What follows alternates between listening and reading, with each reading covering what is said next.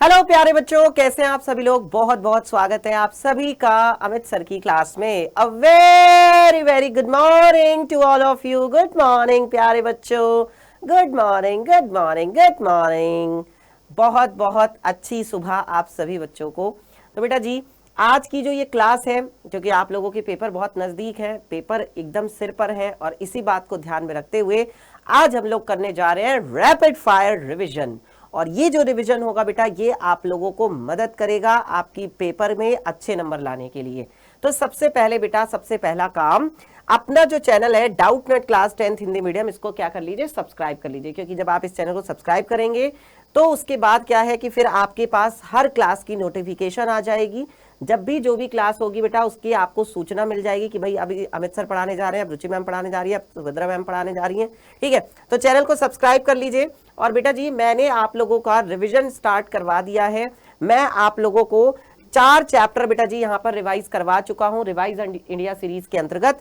जैसा कि आप लोग देख सकते हैं कि वास्तविक संख्याएं केवल 30 मिनट में, उसके बाद आप देख सकते हैं बहुपद सिर्फ 30 मिनट में, दो चरों वाले रैखिक समीकरण युग्म सिर्फ 30 मिनट में, और द्विघात समीकरण केवल 30 मिनट में। और बहुत सारे बच्चों ने रिवीजन करना शुरू भी कर दिया है। तो बारी है बेटा जी अब आप लोगों की। अगली जो क्लास होगी वो समांतर श्रेणी पर होगी। अगली क्लास में मैं आपको समांतर श्रेणी रिवाइज करवाऊंगा। लेकिन उससे पहले बेटा जी, सबसे जरूरी चीज जो मैंने बोला कि क्लास को लाइक कर दीजिए। और इस क्लास को बेटा जी अपने दोस्तों के साथ, अपने बाकी फ्रेंड्स के साथ, जो बाकी बच्चे हैं क्लास 10th के, जो आपके भाई बहन हैं जो शायद 10th की तैयारी कर रहे हैं, वो भी पेपर देंगे, उनके पास शेयर कर दो जल्दी से, फटाफट से। और उसके बाद शुरू करते हैं फिर। यस यस, गुड मॉर्निंग बेटा, good morning good morning good morning बच्चों, गुड मॉर्निंग भाई, राधे राधे। सुबह सुबह भगवान का नाम भी लेना चाहिए, बिल्कुल बेटा। हाँ, चलें शुरू करें। क्यों भक्ति सागर, शुरू करें? चलो ठीक है। तो बेटा जी शुरू करते हैं क्लास। लेकिन क्लास शुरू करने से पहले मैंने बोला है क्लास को लाइक कर दो पहले जल्दी से सभी बच्चे। शेयर कर दिया सबने? पक्का? शुरू करें, देख लो।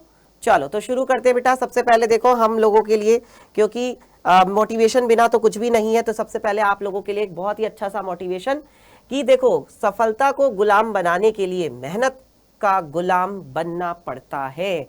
अगर हम चाहते हैं कि कल हम लोगों को पेपर में सफलता मिले, अगर हम चाहते हैं कि कल हम लोग टॉप करें, अगर हम चाहते हैं कि कल हमारे मैथ्स में 100 में से 100 नंबर आए, या हमारे माँ बाप का नाम रोशन हो, या हमारी फोटो न्यूज़पेपर में आए, तो बेटा उसके लिए आज आपको मेहनत करनी ही पड़ेगी। यानी सफलता को अपना गुलाम बनाने के लिए पहले आपको मेहनत का गुलाम बनना पड़ेगा, तब आप सफलता को अपना गुलाम बना सकते हो। इट मींस सफलता आपकी होगी तब जब मेहनत करोगे आप। तो पहले मेहनत करो बेटा, फिर आपको सफलता जरूर मिलेगी, कोई आपको रोक नहीं सकता। इसी मोटिवेशन के साथ शुरू करते हैं प्यारे बच्चों अपनी आज की क्लास। एक बार जल्दी से बता देंगे यस सर लिख करके कि सर शुरू कर दीजिए क्लास।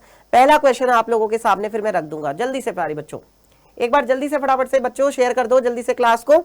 फिर पहला क्वेश्चन आपके सामने रखता हूं। तो पहला जो सवाल है, पहला जो क्वेश्चन है बेटा, वो ये रहा आप लोगों के सामने। निम्नलिखित में से अपरिमेय संख्या होगी। इनमें से कौन है बेटा जो कि अपरिमेय संख्या है, बताओ। इनमें से कौन है जो कि अपरिमेय संख्या होगी? रूट 25 होगी, रूट 81 होगी, 5/3 होगी, या फिर 5 प्लस का रूट 2 होगी? तो बताओ कौन सी वाली होगी बच्चों। अपरिमेय संख्या वो होती है जिसे हम p/q रूप में नहीं लिख सकते, ना ही बदल सकते। तो यहां पर ये जो आपका 5 प्लस रूट 2 है, इसे आप p/q रूप में ना तो बदल सकते हो, ना p/q रूप में आप इसे लिख सकते हो। देख रहे हो ना, p/q रूप में इसको चेंज नहीं कर सकते।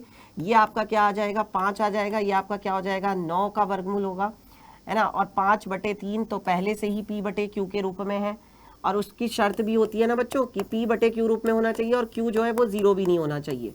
तो उसे हम क्या बोलते हैं, परिमेय संख्या कहते हैं। पर यहाँ पर अपरिमेय संख्या है, और अगर आप देखोगे तो बेटा ये जो है p/q के रूप में नहीं है, क्योंकि वर्गमूल 2 का मान जो है खुद 1.414 और उसके आगे भी चलता जाता है। तो यही आपका सही जवाब हो जाएगा, ऑप्शन नंबर डी।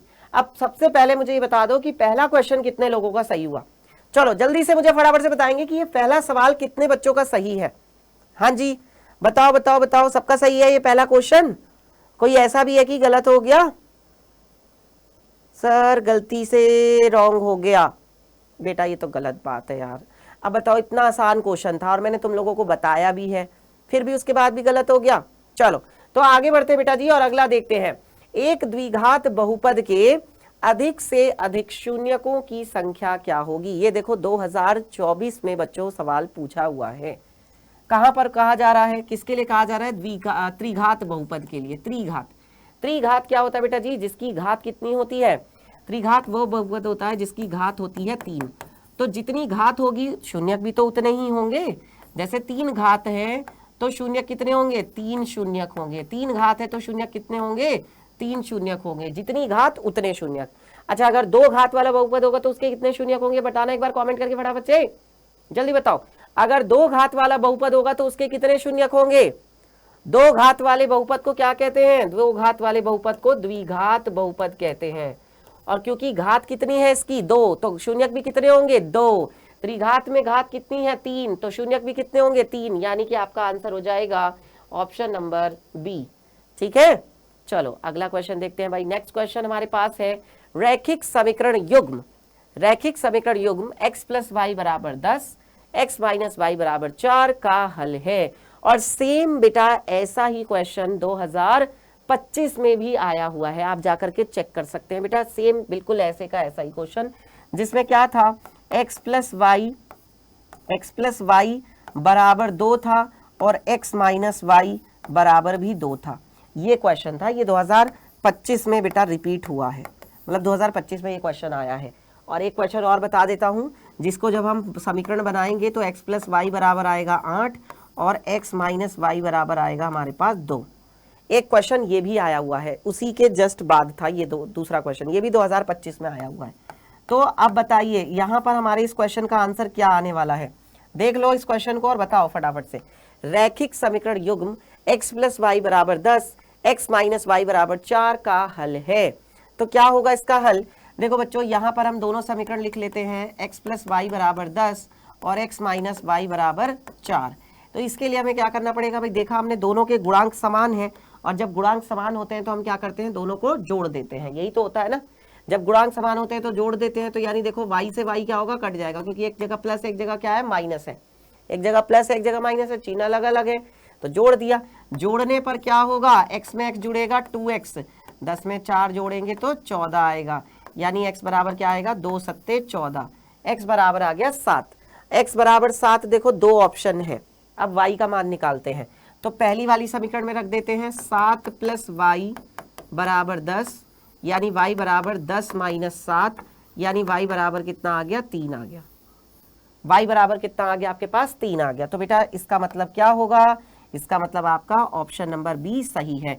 ये जो दोनों क्वेश्चन है ये आपका बेटा एक तरह से HW है, ये आप खुद से ट्राई करना। ये 2 क्वेश्चन मैं आपको दे रहा हूं, ये खुद से ट्राई करना। x प्लस वाई बराबर 2, x माइनस वाई बराबर 2, और दूसरा है x प्लस वाई बराबर 8, x माइनस वाई बराबर 2। करोगे ट्राई, करोगे कि नहीं करोगे, बता दो एक बार जल्दी से। करोगे ना, कितने लोग हैं जो करने वाले हैं, पक्का है, करोगे। सर मेरा आंसर बिल्कुल सही आया है, बेटा आएगा आंसर, बिल्कुल सही आंसर आएगा। जब तुम ध्यान से करोगे, जब तुम प्रैक्टिस अच्छे से करोगे तो आंसर भी बिल्कुल सही आएगा। ठीक है, चलो तो अगला क्वेश्चन देखते बेटा। नेक्स्ट क्वेश्चन है हमारे पास, द्विघात समीकरण का सवाल है ये। यदि 1/x² माइनस 2 बराबर 1/7 है तो x का मान क्या होगा। क्या बोला जा रहा है, यदि 1/x² माइनस 2 बराबर 1/7, तो हम इसको कैसे सॉल्व करेंगे, हम इसको पलट देंगे। 1/x² माइनस का 2 बराबर कितना है, 1/7। हमने इसको क्या कर दिया, हमने इसको पलट दिया। पलटने पर जब पलटेंगे तो क्या हो जाएगा, ये ऊपर पहुंच जाएगा और एक नीचे आ जाएगा, है ना। यानी x² माइनस का 2/1 हो जाएगा, और सेम ये भी पलट जाएगा, यानी ये क्या हो जाएगा, ये 7/1 हो जाएगा। और अब इसके बाद क्या होगा बोलो, अब क्या करना चाहिए, यहाँ से जल्दी से बताएंगे फटाफट से। अब यहाँ से क्या करना चाहिए, तो यहाँ पर अब हम क्या करेंगे, दोनों तरफ 1/1 है, इसका मतलब x² माइनस के 2 बराबर क्या है, 7 ही तो है। ये और कुछ नहीं लिखा, ये क्या लिखा हुआ, x² माइनस 2 बराबर 7। अब यहाँ से क्या करते हैं, 2 को उधर ले जाते हैं, 2 उधर जाएगा तो कैसा हो जाएगा, प्लस का हो जाएगा।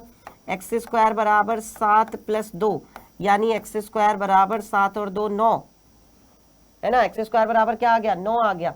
मतलब x बराबर क्या आ जाएगा, x बराबर आ जाएगा प्लस माइनस का 3, 9 का वर्गमूल, 9 का वर्गमूल कितना होता है? 3 होता है। सी ऑप्शन बिल्कुल सही है। बताइए किसको समझ में नहीं आया? जिसको नहीं आया वो समझ में, वो बच्चा बताए। सबको आ गया समझ में? पक्का? देख लो सबको क्लियर है। बेटा ये क्वेश्चन देखो कितनी बार आया है, 2021 में आया, फिर 22 में आया, फिर 23 में आया, 3 साल लगातार आया है। 24-25 में नहीं आया है। क्या पता 2026 के पेपर में, आपके पेपर में यही सेम क्वेश्चन मिल जाए, और किसी भी सेट में आ सकता है। तो शुरू करें बेटा जी, अगला क्वेश्चन देखें। बताओ जल्दी से, नेक्स्ट क्वेश्चन देखा जाए। चलो भाई तो देखते हैं अगला सवाल। समांतर श्रेणी -5 -1 3 7 डैश डैश डैश का सारवंतर होगा। ये तो बहुत ही आसान क्वेश्चन है भाई, और ये देखो 2024 में आया भी है। तो जल्दी से इसका आंसर बता दो, कौन कौन क्या क्या आंसर दे रहे हैं। Okay okay okay, very good, बहुत बढ़िया, क्या बात है भाई। इसका तो बहुत सारे बच्चे सही आंसर दे रहे हैं। अरे वाह, बहुत बढ़िया भाई, वेरी गुड वेरी गुड, क्या बात है, बहुत बढ़िया बच्चों। ओहो, तो वेरी गुड, क्या बात है, बहुत सारे बच्चों ने इसका सही जवाब दिया। तो क्या होगा बेटा इसका आंसर? देखो सारवांतर के लिए क्या करना पड़ेगा? 7 में से 3 को घटाना है। आगे वाले पद में से जस्ट पीछे जो होता है उसको घटाते हैं, यानी 7 में से किसे घटाएंगे? 3 घटाएंगे। 7 में से 3 घटाएंगे तो क्या आएगा? 4 आएगा, और 4 के हिसाब से क्या हो गया? Option number D. D option is the correct answer, बिल्कुल सही। D option is the correct answer. Very good भाई, क्या बात है, बहुत ही अच्छा सवाल था और सबने आंसर भी सही दिया। चलो अगला सवाल देखते हैं कि कौन कौन कर पाता है। तो नेक्स्ट क्वेश्चन हमारे पास है, बिंदु -3 5 की y अक्ष से दूरी होगी। आपको पता है, एक बात बताऊं, ये वाला जो क्वेश्चन है यही सेम क्वेश्चन 9th क्लास में भी आ रहा है आजकल। जैसे मैंने 9th वालों को पढ़ाया था तो मैंने 9th वालों का पेपर देखा, भाई साहब 9th वालों के में भी ये वाला सेम क्वेश्चन आ रहा था। तो कहने का मतलब ये है कि यार जो 9th के बच्चों को आता है वो क्या उसका आंसर आप नहीं दे सकते? 9th वाले इसका आंसर तुरंत फटाफट दे देते हैं, तो यार आप तो बिल्कुल दे सकते हो आराम से। चलो अब जल्दी से बता दो क्या आएगा इसका answer. Yes yes yes, very good very good, बहुत बढ़िया भाई, क्या बात है, बहुत अच्छा। और इसमें बहुत सारे बच्चे जो है गलती कर जाते हैं, अभी बताऊंगा क्या गलती का होती है। पहले तुम लोग आंसर बताओ इसका, जल्दी से आंसर बता दो क्या आएगा। ओके, तो बेटा देखो यहां पर क्या है, ये आपका x है और ये आपका क्या है? y है। एक x होता है, एक y होता है। अब जो y अक्ष से दूरी होती है वो क्या होता है? उसका उल्टा। y अक्ष से दूरी का मतलब होता है x निर्देशांक। y अक्ष से दूरी का मतलब क्या होता है? x निर्देशांक होता है। और यहां पर x निर्देशांक आपके पास क्या है बताओ? y अक्ष से दूरी का मतलब क्या है? x निर्देशांक। और x निर्देशांक यहां पर कितना है जल्दी बता दो। तो y अक्ष से दूरी का मतलब क्या है? x निर्देशांक। और x निर्देशांक आपके पास यहां पर कितना है? तो x निर्देशांक आपके पास यहां पर है -3। क्या दूरी -3 हो सकती है? क्या दूरी कभी भी ऋणात्मक हो सकती है? नहीं, क्योंकि दूरी कभी भी ऋणात्मक नहीं होगी बेटा, दूरी कभी भी ऋणात्मक नहीं होती। तो जब दूरी ऋणात्मक नहीं होती, इसलिए बेटा जी आपका आंसर क्या होगा? अब बताओ आंसर क्या होगा? माइनस को छोड़ देंगे ना, माइनस को छोड़ देंगे, आंसर होगा 3, और यहाँ पे लिखेंगे मात्रक। दूरी क्या हो जाएगी? 3 मात्रक दूरी होगी, यानी कि बेटा माइनस छोड़ देंगे। अब देखो यहाँ पर -3 है, तो ये हमारा आंसर नहीं है। हमारा आंसर क्या होगा? इनमें से कोई नहीं। हमारा आंसर क्या होगा? इनमें से कोई नहीं। अच्छा, कितने लोगों का सही हुआ ये वाला क्वेश्चन और कितने लोगों का गलत हुआ, जरा एक बार बताना। तो जिसका सही हुआ वो यस बुक करके बताए, और जिसका गलत हुआ वो नो करके बता दो। जिसका सही हुआ है वो यस लिख दो, और जिसका गलत हुआ है वो नो लिख दो फटाफट से। ठीक है ठीक है ठीक है ठीक है, ओके ओके। अरे वाह भाई, बहुत सारों ने तो सही दिया है जवाब, और कुछ लोगों ने जो है कि एक बच्चा बोला सर गलती से गलत हो गया। कोई बात नहीं बेटा, कोई बात नहीं, कोई बात नहीं, अब की बार सही करना, ठीक है। इसमें देखो x निर्देशांक मतलब x अक्ष से दूरी भी पूछी जा सकती है, y से भी पूछी जा सकती है, ठीक है। चलो बस तुम्हें ये याद रखना कि दूरी कभी भी नेगेटिव में नहीं होगी, दूरी कभी भी ऋणात्मक नहीं होती। अगला क्वेश्चन है, लसा है हमारे पास 12 21। 12 और 21 का जो लसा है वो कितना है? 84 है, ठीक है। मासा पूछा जा रहा है 12 और 21 का कितना होगा। मासा है 12 और 21 का, 21 और 12 का मासा क्या होगा? फटाफट से बता दो। 21 और 12 का मासा क्या हो जाएगा? तो देखिए यहां पर हम जानते हैं एक फॉर्मूला होता है ना बेटा हमारे पास, दो संख्याओं का गुणनफल किसके बराबर होता है? उनका जो मासा होता है ना, उनका जो क्या होता है, उनका जो लासा होता है, उनके मासा और लासा के गुणनफल के बराबर होता है। इसका मतलब यहां से कितना आ जाएगा बताओ? देखो ये दोनों संख्याएं क्या है, 12 है और 21 है, ये ए है और ये बी है। तो एक संख्या हो गई 12, दूसरी हो गई 21। इनका मासा हमें बताना है, मासा नहीं पता। इनका लासा क्या होगा? इनका लासा क्या है? इनका देखो लासा कितना आ रहा है, 84, 84। इनका लासा आ रहा है 84। अब क्या करेंगे, देखो इसको काटते हैं। तो देखो 12 एकम 12 और 12 सत्ते 84। भाई 12 एकम 12, 12 सत्ते 84। तो यहां से कितना हो जाएगा? देखो मासा कितना आ गया आपके पास, मासा कितना आ गया आपके पास, 21। कहाँ है? अच्छा 21 और ये 7 जो है बेटा इसके बटे में जाएगा, यानी कितना आ जाएगा, 3 आ जाएगा। 3 सत्ते 21, ये रहा पहला विकल्प सही है, 3 सत्ते 21। तो बेटा मजा आया आप लोगों को ये वाला क्वेश्चन करने में? अभी तक जितने भी क्वेश्चन किए उनमें मजा आया, अच्छा लगा, बढ़िया लगा बेटा जी? तो देखो सुबह सुबह हम लोग रिविजन कर रहे हैं और कितना अच्छा लग रहा है भाई, मेरे को तो बहुत मजा आ रहा है, मुझे तो बहुत अच्छा लग रहा है। अब सुबह सुबह बहुत सारे लोग देखो सो रहे होंगे, और वो बहुत सारे लोग सो रहे होंगे और तुम उसमें जो है क्या कर रहे हो, पढ़ रहे हो। तो जब तक वो सो के उठेंगे तब तक तुम लोग जो है 1-2 घंटे पढ़ चुके होंगे। कहने का मतलब ये है कि उन्होंने कुछ खो दिया और तुमने कुछ पा लिया, समझ रहे हो? आपने वो कहावत सुनी होगी कि जो जागत है सो पावत है ना, और जो सोवत है सो खोवत है। तो जो सोवत है सो खोवत है, और जो जागत है यानी कि आप, वो कुछ पा रहे हो, कुछ प्राप्त कर रहे हो। आपको जो है पढ़ाई कर रहे हो, आप ज्ञान मिल रहा है आपको, आपके नंबर बढ़ रहे हैं, एक तरह से आपको नंबर भी तो मिल ही रहे हैं ना। हाँ, और जो लोग सो रहे होंगे वो अपनी जो है पढ़ाई का लॉस कर रहे हैं, यानी वो अपना नुकसान कर रहे हैं, मतलब वो अपने नंबर कम करवा रहे हैं। इसी बात पर प्यारे बच्चों एक जो है लाइक तो कर बनता है कि नहीं? क्योंकि भाई हम सब लोग यहाँ पर मेहनत कर रहे हैं किसके लिए? आप लोगों के लिए। तो बेटा जी एक बार जल्दी से क्लास को फटाफट से लाइक कर देंगे, जल्दी से फटाफट से, वेरी गुड, ये हुई ना बात, लाइक तो बनता है, बिल्कुल सही। चलो तो अगले क्वेश्चन पर बढ़ा जाए, नेक्स्ट क्वेश्चन पर बढ़ते हैं बेटा। अगला सवाल है हमारे पास, यदि सेक थीटा बराबर 2 है तो थीटा का मान क्या होगा? ये देखो 22 में आया है और 22 के बाद 24 में आ गया, 23 में नहीं आया। अब 24 के बाद भाई 25 में नहीं आएगा, 25 में नहीं आया, आएगा क्या? नहीं आया। तो 25 के बाद क्या होगा? 26। 26 में देखो बेटा संभावना है कि आ सकता है, 26 में संभावना है। प्रायिकता पढ़ते हैं हम लोग तो हम तो यही बोलेंगे ना कि भाई संभावना है, आ सकता है। सेक थीटा बराबर 2, अगर सेक थीटा 2 है तो कॉस थीटा कितना होगा? कॉस थीटा इसका उल्टा हो जाएगा, क्योंकि हमें सेक में तो मान याद नहीं है, कॉस में तो याद है। सेक जो है उसका उल्टा होता है कॉस। कॉस कितना आ जाएगा? 1/2 आ जाएगा। यदि कॉस थीटा बराबर 1/2 है, सुनो, अगर कॉस थीटा बराबर 1/2 है तो फिर बताओ मेरे को यहाँ से कॉस में 1/2 मान किसका होता है? कॉस में 1/2 मान होता है कॉस 60 डिग्री का। अब आप यहाँ पर क्या कर सकते हो? तुलना कर सकते हो। तो देखो ये थीटा है और ये यहाँ पर 60 है। अब आप तुलना करके बता दीजिए, ये थीटा है और ये यहाँ पर 60 है, तो बताइए कि थीटा कितना आ गया? थीटा आ गया आपके पास 60 degree. Option number B, theta आ गया 60 डिग्री। बताइए सबका सही हुआ।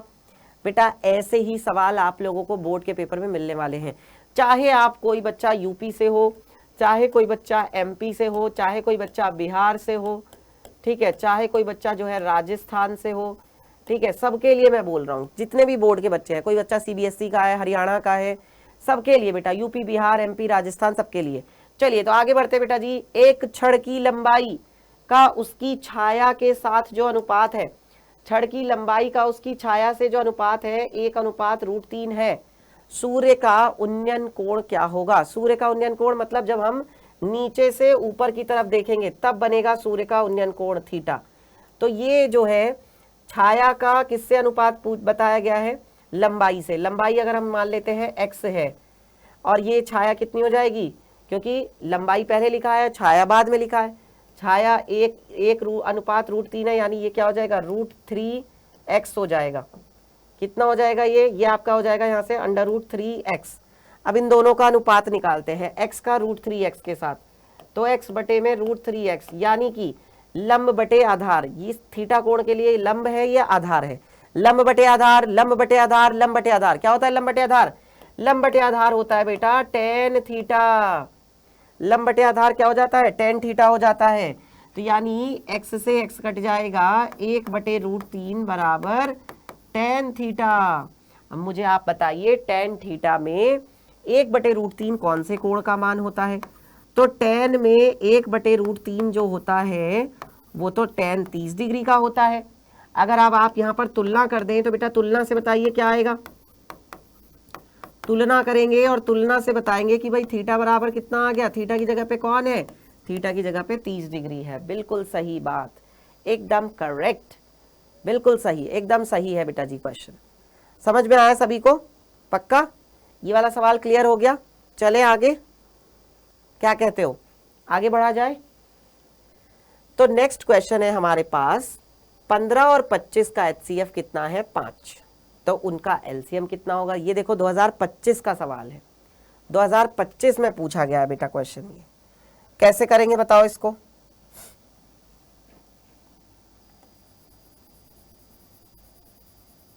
क्या आ रहा है आप लोगों का आंसर? आप लोगों का आंसर क्या आ रहा है भाई?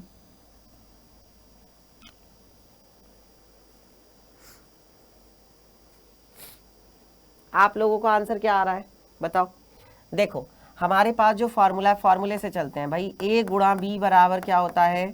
HCF गुणा LCM। ये फॉर्मूला है बेटा, इस फॉर्मूले पर क्वेश्चन जरूर आएगा 100%। रिवाइज कर लो, लिख लो, याद कर लो, जो तुम्हें करना है, ठीक है। इस पर क्वेश्चन जरूर पूछेंगे। एक संख्या 15 है, दूसरी 25, इसको A बोल देते हैं, इसको B बोल देते हैं। तो एक तो हो जाएगा 15, दूसरा हो जाएगा 25। इनका HCF कितना है? 5। इनका LCM यहाँ पर लिख लेते हैं। तो बताओ LCM कितना आ जाएगा? देखो 5 से किसे काटेंगे? 5 एकम 5, 5 पंजे 25, यानी LCM कितना आ जाएगा? LCM आ जाएगा 15 पंजे 75। LCM कितना आ जाएगा? 15 पंजे 75, 15 पंजे 75, ऑप्शन बी 15 पंजे 75, ठीक है। चलिए नेक्स्ट क्वेश्चन देखते हैं बेटा जी।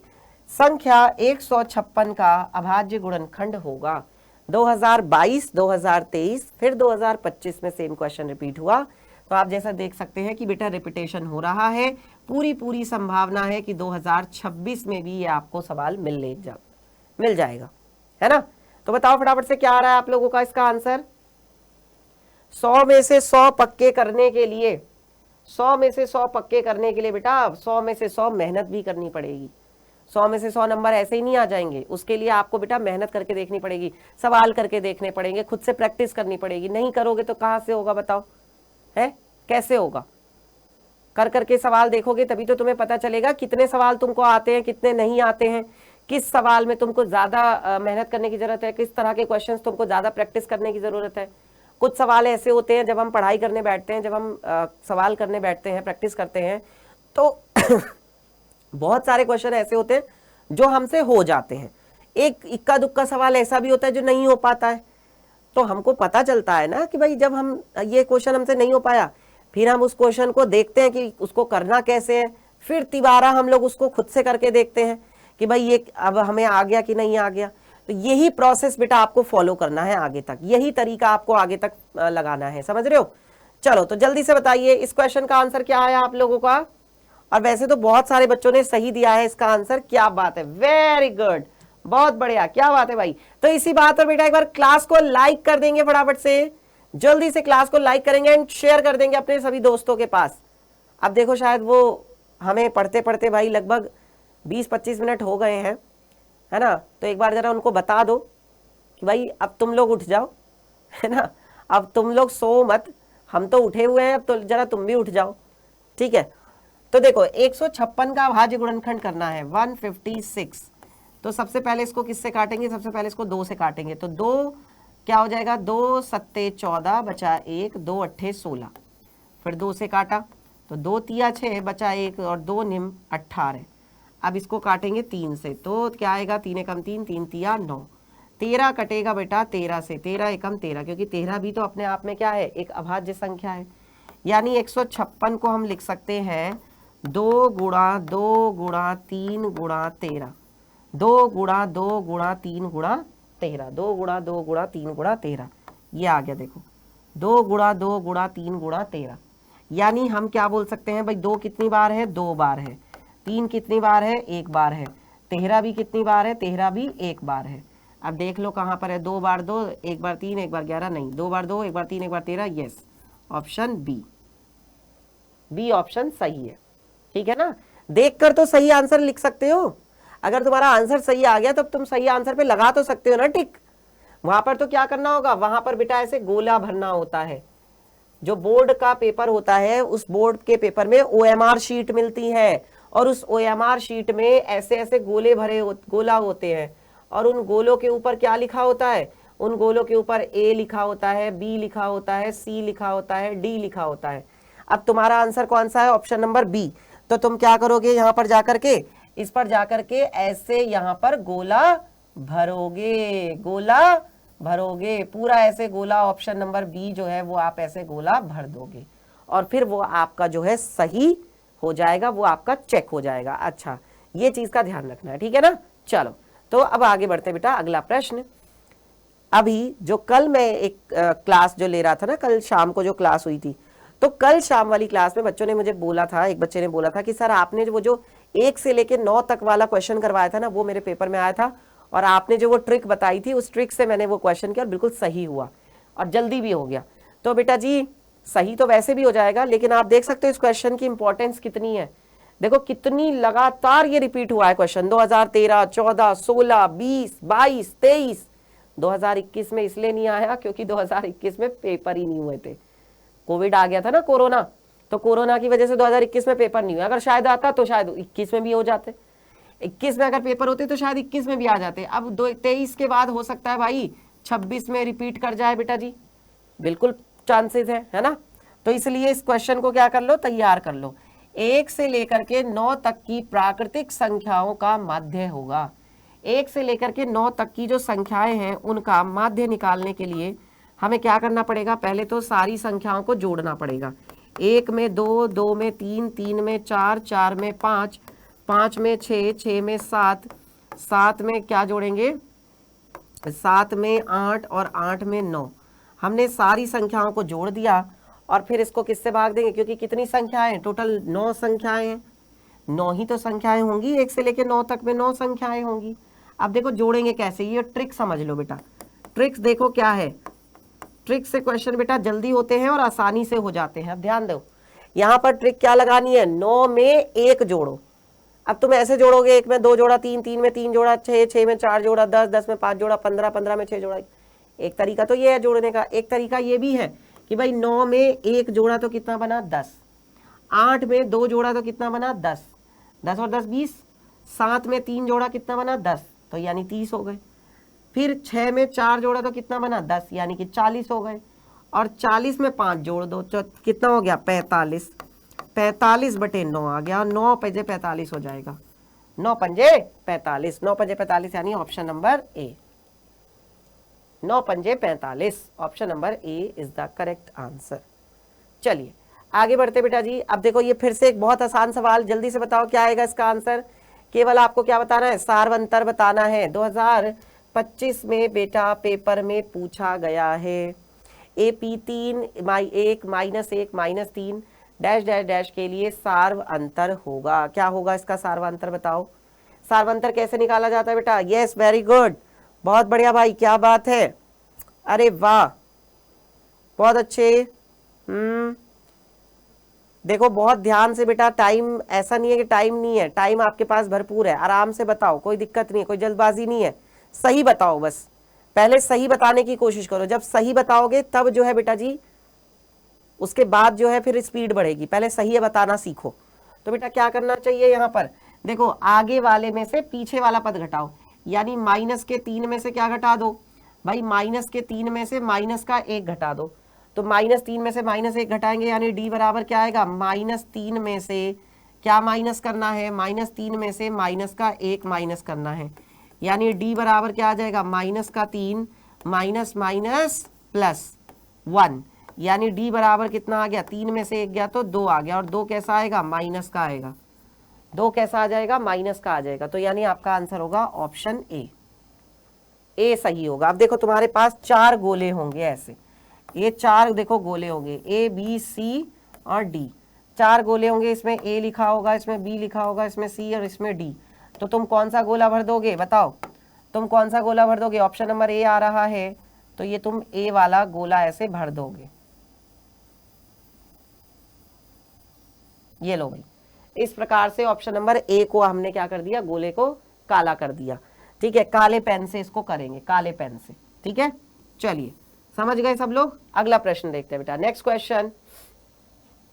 अगला सवाल है, यदि द्विघात बहुपद 4x² माइनस 4x प्लस 1 के शून्यांकों का गुणनफल क्या होगा? इस द्विघात बहुपद के शून्यकों का गुणनफल पूछा जा रहा है बेटा। शून्यक क्या कौन होते हैं?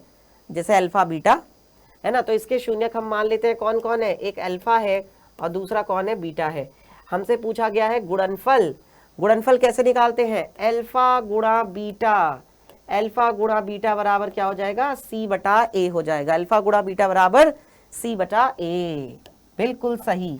और अब बताओ प्यारे बच्चों, यहां से क्या हो जाएगा, अल्फा गुणा बीटा बराबर सी बटा ए, है ना। तो यहां से क्या होगा, अल्फा गुणा बीटा गुणनफल पूछा गया है। इस बहुपद का अगर आप देखोगे तो ये क्या है, ए है, ये यहाँ पर देखो क्या है, बी है, ये देखो यहाँ पर क्या है, सी है। ए कितना है 4, बी कितना है -4, सी कितना है 1। हमसे पूछा है सी बटा ए, सी है 1 और ए है 4, यानी कि 1/4। 1 में क्या आ जाएगा, 4 आ जाएगा, 1/4, 1/4, यानी ऑप्शन डी, 1/4 यानी कि ऑप्शन नंबर डी। ठीक है, तो कितने बच्चों का सही हुआ ये वाला सवाल? देखो बहुत ही आसान था बेटा, इसमें आपसे योगफल भी पूछा जा सकता है। एक बार पहले मुझे बता दो कितने लोगों का सही हुआ, जल्दी से बताओ। यस यस यस, बहुत बढ़िया, क्या बात है। शिवानी का भी सही है, ओके, मोहित का भी सही है, XYZ, ठीक है, जो भी तुम्हारा नाम है भाई तुम्हारा भी सही है, बिल्कुल बहुत बढ़िया नाम तुमने जो भी रखा, लेकिन तुम्हारा आंसर बिल्कुल ठीक है। चलिए तो बेटा जी, अगर मान लो आपसे गुणनफल की बजाय योगफल पूछ लिया जाए तब क्या बताओगे? योगफल क्या बताओगे बेटा? योगफल क्या होता है? योगफल होता है आपका alpha plus beta. Alpha plus beta बराबर क्या हो जाएगा, -b/a। अल्फा प्लस बीटा बराबर क्या होगा, माइनस का b बटा a, यानी यहां से कितना हो जाएगा, माइनस b का मान कितना बेटा? देखो b की जगह पे है -4 और a की जगह पे कितना है, a की जगह पे है आपके पास 4, यानी यहां से कितना हो जाएगा, माइनस माइनस प्लस, 4/4, 4/4, यानी कि कितना आ गया, 1। 4/4 का मतलब कितना आ गया, 1 आ गया। तो ये है। अब बच्चों देखो, बहुत सारी प्रैक्टिस तो हम लोग कर ही रहे हैं, रिवीजन भी कर रहे हैं, लेकिन एक रिवीजन बेटा ऐसा भी है जो कि मैं कह सकता हूँ वेरी फास्ट रिवीजन है, सुपर फास्ट रिवीजन है। तो ये जो सुपर फास्ट रिवीजन है बेटा, ये आपको मिल रहा है रिवाइज इंडिया सीरीज के अंतर्गत। मैं रिवाइज इंडिया सीरीज में आप लोगों को हर चैप्टर का रिवीजन करवा रहा हूं, वो भी केवल 30 मिनट के अंदर, बस 30 मिनट। आपको 2 घंटे पढ़ने की जरूरत नहीं है, आपको 2.5 घंटे रिवाइज करने की जरूरत नहीं है, आपको 3 घंटे रिवाइज करने की जरूरत नहीं है, 1 शॉट पढ़ने की जरूरत नहीं है, आप केवल 30 मिनट अपने निकाल लो। और बेटा मैं तो ये कह रहा हूँ कि थोड़ी सी स्पीड भी चाहे बढ़ाकर देखना चाहो, स्पीड बढ़ाकर भी देख सकते हो। आपको बता देता हूँ बेटा, मैंने 4 चैप्टर्स का रिवीजन करवा दिया है। आप ये देखो, जब आप अपने चैनल पर जाओगे, daughter class 10th Hindi medium पर जाओगे, यहाँ पर वीडियोस में जाओगे, देखो ये वीडियोस लिखा हुआ है। जब आप वीडियोस में जाओगे, इसको मैं थोड़ा बड़ा करके दिखा देता हूँ ताकि आपको जो है दिखे अच्छे से। Zoom zoom and zoom and एक बार और जूम, हाँ ये देखो बेटा।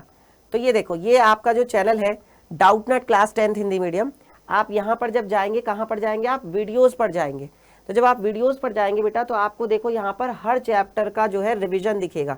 ये देखो मैंने 4 चैप्टर्स का रिवीजन करा दिया है, 4 चैप्टर का। ये देखिए, द्विघात समीकरण का रिवीजन केवल 30 मिनट के अंदर। और देखो 2 चर वाले रैखिक समीकरण का रिवीजन केवल 30 मिनट के अंदर। और देखो बेटा जी, मैंने यहाँ पर बहुपद वाले चैप्टर का रिवीजन केवल कितनी देर में कराया, केवल 30 मिनट में कराया हुआ है, वो भी 25 मिनट का ही है भाई। चलो, और ये देखो, क्योंकि 30 मिनट के अंदर अंदर है। अब ये देखिए, वास्तविक संख्याओं का रिवीजन 28 मिनट 38 सेकंड, ये होती है बेटा बात। अब आपने अगर रिवीजन नहीं किया है बेटा, तो फिर क्या, किसकी गलती है बेटा? आपकी गलती है। तो जाओ। और हाँ, साथ के साथ मैं ये भी बता देता हूं कि देखो, जैसे पूजा मैम है, तो पूजा मैम आपको जो है 10-10 मिनट के अंदर चैप्टर रिवीजन करवा रही हैं। आप ये देख सकते हैं, पूजा मैम 10 मिनट के अंदर आपको चैप्टर का रिवीजन करा रही हैं। ये देखिए 10 मिनट में पूरा का पूरा चैप्टर, है ना। तो ऐसे ही बेटा जी आप बाकी की जो क्लासेस हैं उनको भी रिवाइज कर सकते हैं। इसके बाद मैं आपको 5वें चैप्टर का रिवीजन कराऊंगा, समांतर श्रेणी का। आपके पेपर शुरू होने से पहले बेटा जी, बहुत पहले ही, आपके पेपर शुरू होने से पहले सारे चैप्टर्स हम लोग कवर करने वाले हैं। एक एक चैप्टर का हम लोग बेटा जी रिवीजन कर लेंगे, ठीक है। और वो भी कितने अंदर, 30 मिनट के अंदर अंदर, ठीक है। चलिए, तो इन चैप्टर्स को बेटा जी रिवीजन करने के लिए अपना जो चैनल है Doubtnut class 10th Hindi medium, इसको क्या कर लो बेटा, सब्सक्राइब कर लो। और जो ये घंटी वाला बटन दिखाई दे रहा है, देखो ये ऑलरेडी सब्सक्राइब्ड है, इस घंटी वाले बटन को दबा लो ताकि जैसे ही क्लास आए आपके पास सूचना आ जाए, आपके पास वो इन्फॉर्मेशन आ जाए कि भाई क्लास शुरू हो चुकी है, तुरंत आ जाओ, रिविजन कर लो, ठीक है। चलो तो आगे बढ़ते बेटा जी अगले क्वेश्चन पर। नेक्स्ट क्वेश्चन है हमारे पास सबसे ज्यादा पूछा जाने वाला सवाल, मोस्ट वांटेड क्वेश्चन।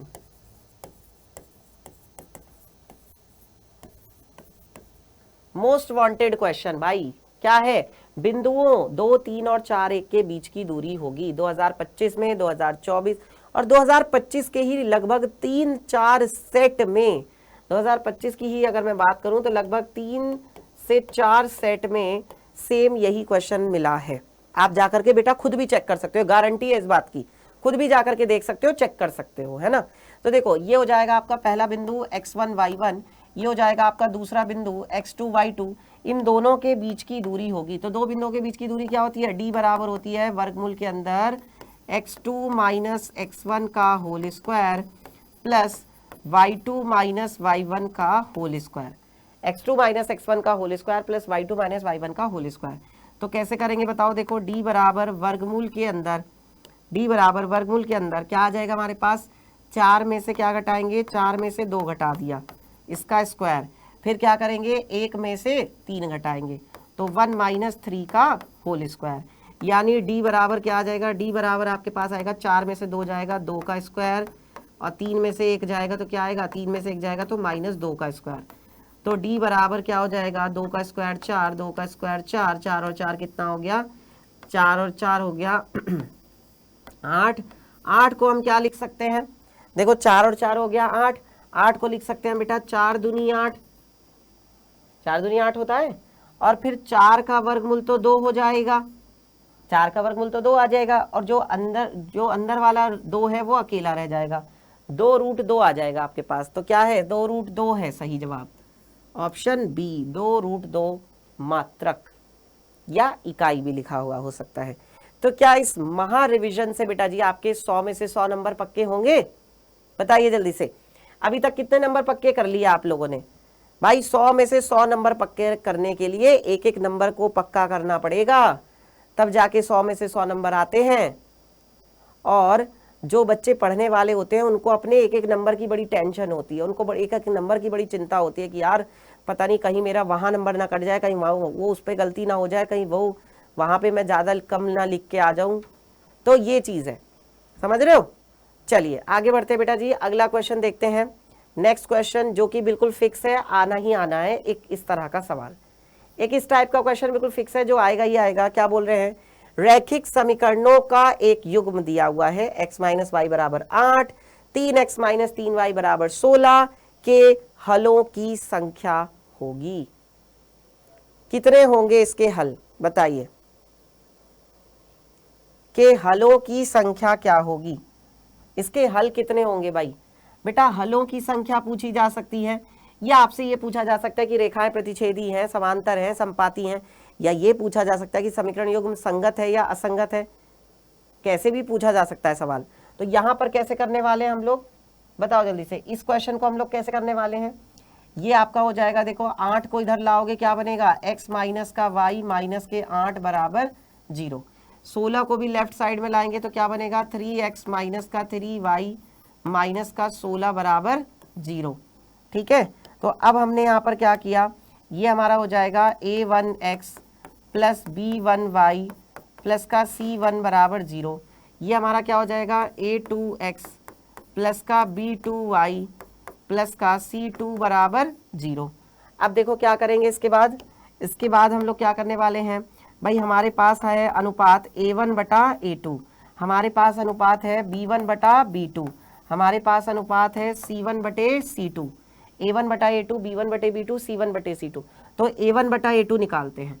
A1 बटा A2 कितना आ जाएगा, देखो ये 1 है और यहाँ पर कितना है 3, तो 1 बटे 3। फिर B1 बटे B2 कितना आएगा, B1 है यहाँ पर माइनस का 1, B2 है यहाँ पर माइनस का 3, माइनस का 1 बटे माइनस का 3, यानी ये 1 बटे 3 हो जाएगा। C1 बटे C2 कितना आएगा, देखो यहाँ पर है माइनस का 8, यहाँ पर क्या है माइनस का 16, माइनस के 8 बटे माइनस का 16, यानी माइनस से माइनस कट जाएगा 8 बटे 16, 8 बटे 16 मतलब 8 एकम 8, 8 दूनी 16।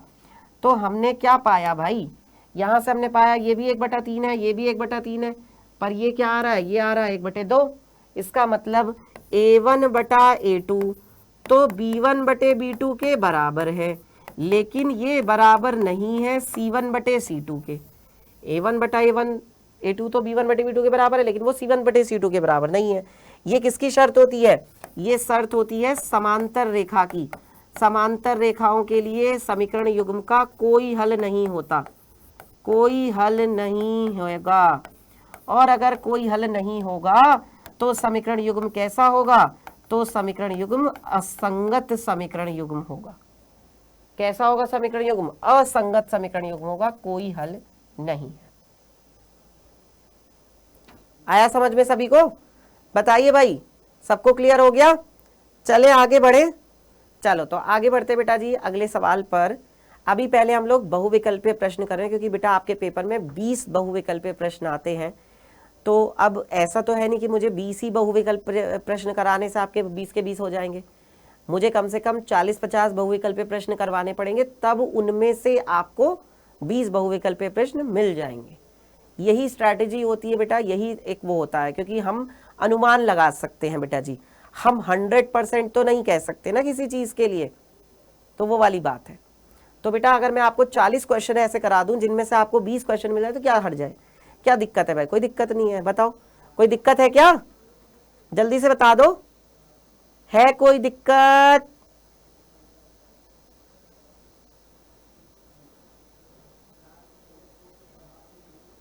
ओके, मजा आ रहा है आप लोगों को, पक्का एक बार बता दो, सबको मजा आ रहा है, ठीक है।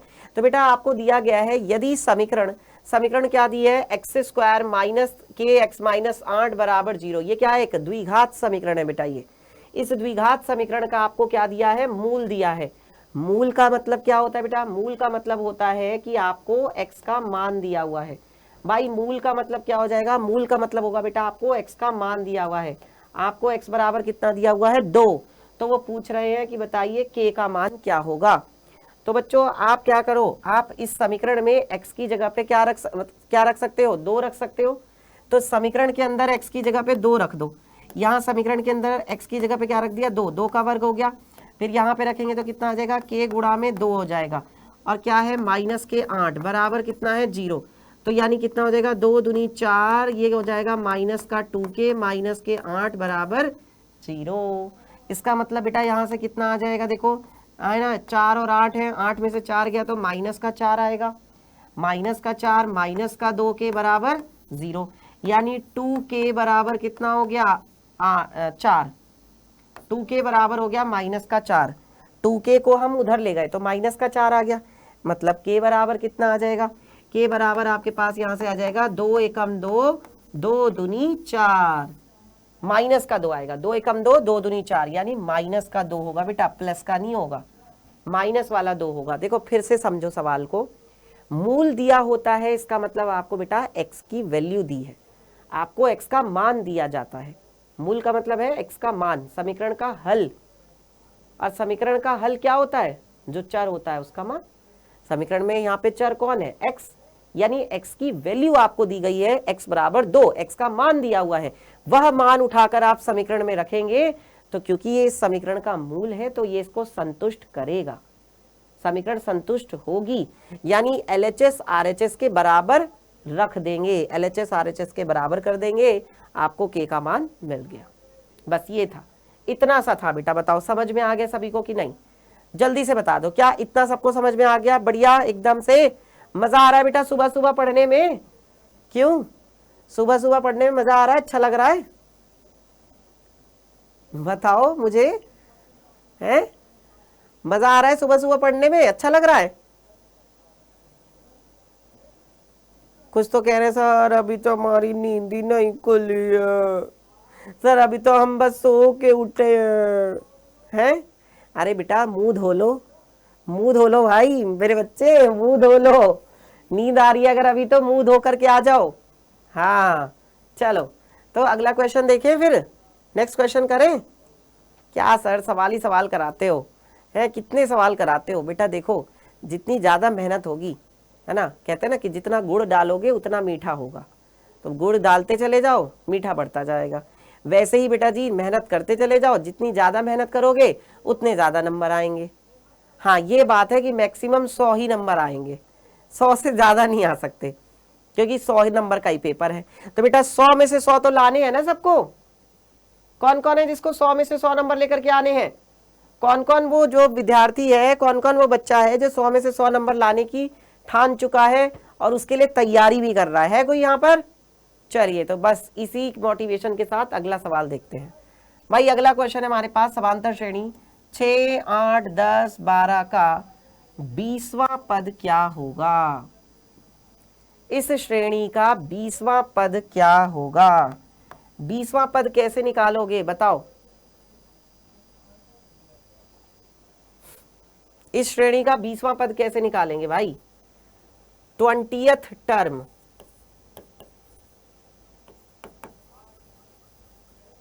20th टर्म यानी कि 20वां पद। बताओ क्या होगा इसका 20वां पद? बोलो बोलो बोलो। यस, तो इसका 20वें पद के लिए बेटा इसका मतलब है A20। जैसे nवां पद होता है, तो nवें पद के लिए हम लोग क्या बोलते हैं? समांतर श्रेणी का जो nवां पद होता है A प्लस n-1 गुणा d होता है। भाई यहाँ n होता है तो यहाँ n-1 आता है, यानी एक कम होता है। तो अगर 20वें पद के लिए बात चल रही है तो 20 के लिए क्या आएगा? A प्लस 20 के लिए होगा 19d। 20 के लिए क्या आ जाएगा? 19d आ जाएगा। 20 के लिए क्या आ जाएगा? 19d आ जाएगा। यानी बच्चों यहाँ से क्या हो जाएगा? देखो यहाँ से आपके पास क्या आ गया? A का मान क्या है?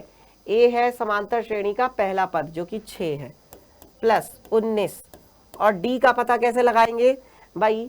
6 में हमने 2 जोड़ा तो 8, 8 में 2 जोड़ा तो 10, 10 में 2 जोड़ा तो 12, यानी यहाँ पर क्या है? 2 है सार्वंतर।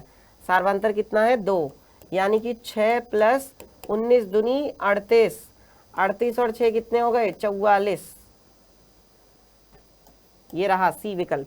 आपको वैसे बताया भी जा चुका है बेटा सार्वंतर निकालने का तरीका क्या होता है। अभी एक बच्चा बता रहा था, जल्दी बताओ। बहुत सारे बच्चों ने सही आंसर दिया था जब सार्वंतर पूछा गया था एक क्वेश्चन में। कैसे निकालते हैं सार्वंतर? सार्वंतर कैसे निकाला जाता है? यस, तो सार्वंतर निकाला जाता है बेटा आगे वाले पद में से पीछे वाले पद को घटा के। यानी आप 10 में से 8 घटा सकते हो, 12 में से 10 घटा सकते हो, 12 में से 10 घटाओगे, या क्या करोगे? 10 में से 8 घटाओगे, या फिर 8 में से क्या घटाओगे? पीछे वाला पद 8 में से 6 घटाओगे। तो बेटा सार्वंतर तो सेम रहेगा, सार्वंतर नहीं चेंज होता। यही तो समांतर श्रेणी की खासियत होती है ना, है। चलिए तो एक बार प्यारे बच्चों, पहले तो अपना जो ये चैनल है, हम Doubtnut class 10th Hindi medium आप लोगों को तैयार कर रहे हैं आपकी बोर्ड परीक्षा के लिए। बेटा जी इस चैनल को सबसे पहले तो सब्सक्राइब कर लीजिए, और अभी जो आप लोगों का ये रिवीजन चल रहा है इस रिवीजन को लाइक कर दीजिए बेटा जी फटाफट से। इस क्लास को लाइक कर दीजिए। आपके टीचर जो हैं, आपके अमित सर जो हैं, इनकी मेहनत को, यानी मेरे लिए बेटा जी एक बार लाइक कर दो क्लास को, एक बार अपने लिए क्लास को लाइक कर दो। एक ही लाइक करना है भाई, हाँ अपने लिए भाई, क्योंकि तुम भी तो मेहनत कर रहे हो, तो अपनी मेहनत के लिए एक लाइक सही। तो प्यारे बच्चों यहाँ पर आप देख सकते हैं, जब डाउटनेट क्लास 10th इंडिया अपने चैनल पर जाएंगे, सब्सक्राइब करने के बाद आप यहाँ पर देखेंगे कि ये जो वीडियोस वाले है, वीडियो वाला ऑप्शन, वीडियोस पर जब आप क्लिक करेंगे देखिए, तो वीडियोस पर बेटा जी आपको यहाँ पर जो है क्लासेस दिखाई देंगी। यहाँ पर देखिए पूजा मैम ने आपको हर चैप्टर को 10 मिनट के अंदर रिवाइज करवाया है। मैं आप लोगों को बेटा जी हर चैप्टर का अंडर 30 मिनट्स यानी 30 मिनट के अंदर रिवीजन करवा रहा हूं। जैसा कि आप देख सकते हैं द्विघात समीकरण मैंने रिवाइज करा दिया है, द्विघात समीकरण तक। द्विघात समीकरण के बाद है समांतर श्रेणी, समांतर श्रेणी का रिवीजन भी होगा 30 मिनट के अंदर अंदर। और बेटा जी, और हाँ एक खास बात बताता हूं, खास बात ये है बेटा कि यहां पर रिवीजन केवल फॉर्मूला बता करके या केवल कंसेप्ट बता करके नहीं हो रहा है, साथ में बेटा जी मैं आपको क्वेश्चंस भी करवा रहा हूं, मैं आपको सवाल भी बता रहा हूं कि भाई किस तरह का सवाल आएगा और आपको उसको करना कैसे है। तो क्वेश्चन भी बता रहा हूं और करवा रहा हूं विद क्वेश्चन बेटा जी, रिवीजन अंडर 30 मिनट्स। द्विघात समीकरण का रिवीजन है ना, दो चर वाले रैखिक समीकरण युग्म का रिवीजन, बहुत इंपॉर्टेंट चैप्टर है, बहुपद का रिवीजन, और सबसे पहला जो चैप्टर है हमारा वास्तविक संख्या है उसका रिवीजन। ऐसे ही बेटा जी हर चैप्टर का रिवीजन मैं आपको करवा रहा हूं। तो अपना जो चैनल है Doubtnut class 10th Hindi medium, इसको सब्सक्राइब कर दीजिए, क्लास को लाइक कर दो भाई। ये जो क्लास चल रही है इस क्लास को लाइक कर दीजिए फटाफट से। कर दिया लाइक सबने? ठीक है, तो एक क्वेश्चन और देखते हैं भाई, अगला क्वेश्चन देखते हैं, नेक्स्ट क्वेश्चन।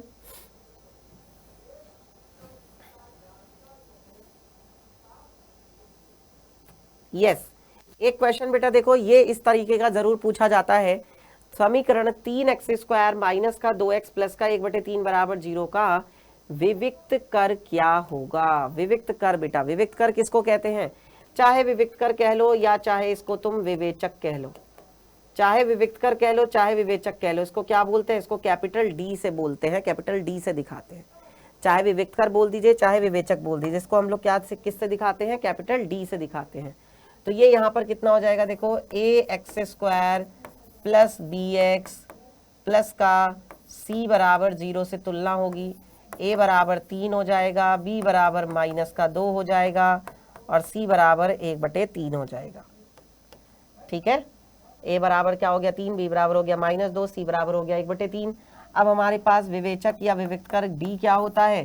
कैपिटल D बराबर होता है हमारे पास b² माइनस का 4ac, यानी यहां से कितना आ जाएगा बोलो, यहां से कितना आ जाएगा? देखो b का मान कितना है? b का मान है हमारे पास यहाँ पर -2, -2 का स्क्वायर, b का मान है -2, -2 का स्क्वायर, 4 गुणा में a का मान कितना है? a का मान है -2, सॉरी a का मान है 3 और c का मान कितना है? 1/3। तो क्या होगा देखो, 3 से 3 कट गया, क्या आया? -2 का वर्ग, 2 दूनी 4 और 4 एकम 4 माइनस का, तो 4 में से 4 गया तो 0। डी बराबर कितना आ रहा है? 0 आ रहा है, यानी कि पहला विकल्प सही है। ठीक है प्यारे बच्चों, बताइए कितने लोगों का सही हुआ ये वाला क्वेश्चन? सबका सही हुआ है? पक्का पक्का देख लो भाई, बाद में मत कहना, बाद में मत कहिएगा। चलिए तो एक क्वेश्चन ये वाला करते हैं भाई। क्या बोला जा रहा है? 1/2 सेंटीमीटर की त्रिज्या वाले किसी ठोस गोले का संपूर्ण पृष्ठीय क्षेत्रफल क्या होगा? 1/2 सेंटीमीटर त्रिज्या वाले किसी ठोस गोले का, देखो ये क्या दी गई है आपको? त्रिज्या दी गई है, r बराबर कितना है? 1/2 सेंटीमीटर, ये आपको दी गई है त्रिज्या।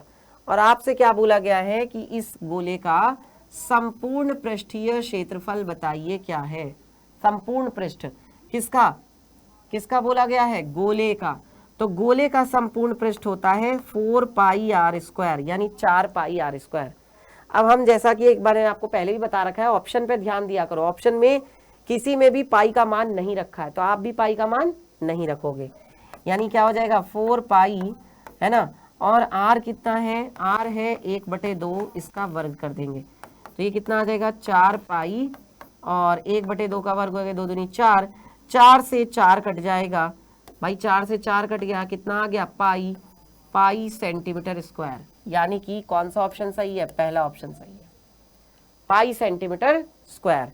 अब एक सवाल करेंगे बेटा प्रायिकता का, है ना, एक क्वेश्चन प्रायिकता का करते हैं, आप लोग आंसर बताना कि क्या आता है ये वाला। ये देखो क्वेश्चन मैंने आपको बच्चों पहले भी कराया हुआ है, अब मुझे लगता है, मुझे उम्मीद है कि आप लोग इसका आंसर सही दोगे। क्वेश्चन क्या है पहले ध्यान से सुनो। एक अधिवर्ष में 53 सोमवार होने की प्रायिकता क्या होगी? किसकी प्रायिकता पूछी गई है? 53 सोमवार होने की प्रायिकता।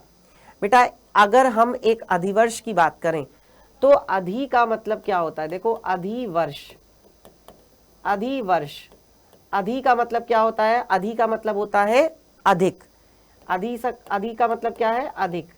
क्या अधिक होगा? एक दिन अधिक होगा। अधिक का मतलब है अधिक। कितना दिन अधिक? एक दिन अधिक। नॉर्मल जो ईयर होता है, जो एक साधारण वर्ष होता है, उसमें 365 दिन होते हैं, लेकिन क्योंकि ये अधिवर्ष है तो इसमें एक दिन ज्यादा होगा, एक जोड़ देंगे, मतलब ये कितना हो जाएगा? 366 दिन आ जाएगा।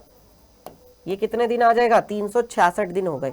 और जब 366 को आप किस में बदलोगे? सप्ताह में बदलोगे बेटा। आप ऐसे तो नहीं बता सकते भाई कि इसमें कितने सोमवार आएंगे।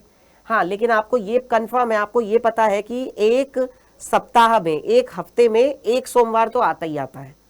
एक सप्ताह में एक सोमवार आता है, एक रविवार आता है, एक मंगलवार आता है, एक बुधवार, एक शुक्रवार, एक शनिवार, एक गुरुवार। तो सारे दिन एक एक बार आते हैं एक सप्ताह में। तो इसलिए हम इसको किस में बदल देंगे? सप्ताह में कन्वर्ट कर देंगे, सप्ताह में चेंज कर देंगे, सप्ताह में बदल देंगे इसको। जब आप इस 366 को सप्ताह में बदलोगे, सप्ताह में बदलने के लिए 7 से भाग दोगे, 7 से डिवाइड किया तो 7 पंजे 35, 7 पंजे 35, 6 में से 5 गया तो 1 आ गया और यहाँ पे लिख दिया 6। अब क्या चलेगा पहाड़ा? 7 एकम 7, 7 दूनी 14, 7 एकम 7, 7 दूनी 14, 16 में से 14 गया, कितना आ गया? 2। 16 में से 14 गया तो कितना आ गया? 2। 2 आपके पास क्या आ गया? 2 आपके पास शेषफल आ गया।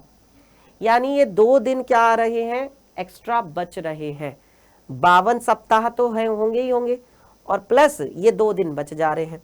तो क्या हुआ देखो? 52 सप्ताह, 52 सप्ताह और प्लस 2 दिन बच जाते हैं। 52 सप्ताह प्लस 2 दिन। तो इसका मतलब अब देखो, हर 52 सप्ताह में, हर हफ्ते में एक एक सोमवार आएगा। तो ऐसे ही 52 सप्ताह में कितने सोमवार आ जाएंगे? क्योंकि हर हफ्ते में एक एक सोमवार होगा, तो 52 सप्ताह में कितने सोमवार आएंगे? 52 सप्ताह में 52 सोमवार आ जाएंगे। 52 सप्ताह में 52 सोमवार हो गए। ये जो 2 दिन एक्स्ट्रा बच रहे हैं, अब ये कैसे कैसे हो सकते हैं? ये सुनो, ये जो 2 दिन एक्स्ट्रा बचते हैं, इनकी लड़ाई है केवल, बाकी जो बचती है। तो इनकी लड़ाई ये है कि भाई या तो क्या हो सकता है, मंडे ट्यूसडे आ जाए, या ये हो सकता है ट्यूसडे वेंसडे हो जाए, या फिर ये हो सकता है कि वेंसडे थर्सडे हो जाए, या फिर ये हो सकता है कि थर्सडे फ्राइडे हो जाए, या फिर ये हो सकता है कि फ्राइडे सैटरडे हो जाए, है ना। और या फिर ये भी हो सकता है कि सैटरडे संडे हो जाए, या फिर ये हो सकता है कि संडे मंडे हो जाए। ये सैटरडे है और ये संडे है ना, और ये क्या है? संडे और मंडे। तो देखो कितनी स्थितियां हैं? 1 2 3 4 5 6 7, 7 कंडीशन हैं। उन 7 स्थितियों में से कोई एक स्थिति या 2 स्थिति में सोमवार पड़ेगा। एक स्थिति ये वाली है जहां सोमवार पड़ रहा है, और एक स्थिति ये है। केवल 2 ही स्थितियों में सोमवार पड़ रहा है, एक यहाँ और एक यहाँ। इसका मतलब बेटा जी 2 स्थितियां हैं, कितने में से? टोटल है 1 2 3 4 5 6 7, 7 में से 2, 7 में से 2 स्थितियां, 7 में से 2 स्थितियां, 7 में से 2 संभावना है। यही क्या हो जाएगी? प्रायिकता हो जाएगी। बताओ कितने अच्छे से, किस प्रकार से आप लोगों को मैंने ये क्वेश्चन समझाया। क्या आप लोगों को ये समझ में आ गया? क्या आप लोगों को ये क्वेश्चन क्लियर है? बताइए जल्दी से। ये सवाल सभी को समझ में आ गया ना? पक्का? अब अगर ऐसा क्वेश्चन आएगा तो आराम से कर सकते हो आप लोग। चलो एक क्वेश्चन का आंसर दो, बताओ क्या आएगा इसका आंसर। एक वृत्त के व्यास के सिरों पर खींची गई समांतर स्पर्श रेखाओं की संख्या क्या होगी? जो व्यास के सिरों पर हम रेखाएं खींचते हैं वो कैसी होती हैं? देखिए ये हमारे पास क्या है? एक वृत्त है, और अगर हम इस वृत्त के व्यास के सिरों पर खींचे, भाई ये है क्या है? देखो व्यास। यहाँ पर हमारे पास क्या है? पॉइंट ए है। यहाँ पर हमारे पास क्या है? पॉइंट बी है। तो हम खींच रहे हैं व्यास के सिरों पर, व्यास के सिरों पर। व्यास के सिरों पर अगर मैं रेखा खींचूं तो एक रेखा मान लो मैंने यहाँ पर खींच दी, एक रेखा मान लो मैंने यहाँ पर खींच दी, एक रेखा मान लो मैंने यहाँ पर खींच दी। तो मैंने ये क्या कर दी? रेखाएं खींच दी। ये दोनों रेखाएं आपस में क्या होंगी? ये दोनों की दोनों रेखाएं बेटा आपस में होंगी समांतर। दोनों रेखाएं कैसी होंगी? दोनों रेखाएं बेटा जी आपस में क्या होंगी? समांतर होंगी। और इसका मतलब कितनी रेखाएं हैं? 2 ही तो रेखाएं खींची जा सकती हैं, 2 समांतर स्पर्श रेखाएं खींची जा सकती हैं। अगला सवाल है, आर त्रिज्या के एक ठोस अर्धगोले का कुल पृष्ठीय क्षेत्रफल क्या होगा? बहुत ही ज़्यादा इंपॉर्टेंट क्वेश्चन, क्योंकि ये इसमें ना बच्चों को बहुत कन्फ्यूजन होता है। होता कन्फ्यूजन क्यों है मैं बता देता हूँ। पूरे गोले का कितना होता है? 4 पाई आर स्क्वायर। अब गोला कैसा कर दिया? आधा। तो वो क्या करते हैं? 4 पाई आर स्क्वायर का आधा कर देते हैं, यानी 2 pi R square, 2 pi R square, 2 pi R square. वो शोर मचाने लगते हैं, उनको लगता है 2 पाई आर स्क्वायर होगा, बट 2 पाई आर स्क्वायर नहीं होगा, क्योंकि बेटा गोला कैसा है? अर्ध गोला है। अब अर्ध गोले को अगर आप देखोगे तो इसमें वक्र पृष्ठ भी आता है, ये वक्र पृष्ठ हो जाता है, क्योंकि संपूर्ण पृष्ठ की बात चल रही है ना। संपूर्ण में तो वक्र पृष्ठ भी जुड़ता है, और जो ये आधार है इस आधार का क्षेत्रफल भी जुड़ेगा। अब वक्र पृष्ठ कितना होता है? वक्र पृष्ठ होता है 2 पाई आर स्क्वायर, और संपूर्ण पृष्ठ कितना होता है? क्योंकि ये आर त्रिज्या वाला है तो पाई आर स्क्वायर, मतलब 2 पाई आर स्क्वायर में पाई आर स्क्वायर क्या कर देंगे? जोड़ देंगे। 2 पाई आर स्क्वायर में 2 पाई आर स्क्वायर में पाई आर स्क्वायर जोड़ देंगे, यानी कितना हो जाएगा? 2 और 1 3 पाई आर स्क्वायर, 2 और 1 3 पाई आर स्क्वायर हो गया आपका आंसर। ठीक है, तो कौन सा ऑप्शन सही है? ये वाला, 2/3 पाई आर स्क्वायर। ठीक है, लेकिन आयतन बेटा वही सीधा सीधा आधा कर देते हैं, आयतन में कुछ नहीं छेड़ाखानी करते हैं, ये चीज़ ध्यान रखना। चलो, ये क्वेश्चन भी हो गया। अब एक ऐसा भी क्वेश्चन कर लेते हैं, पूछा जाता है, फिर इसके बाद हम लोग शॉर्ट क्वेश्चंस करेंगे। तो इस क्वेश्चन में आपसे क्या कहा गया है?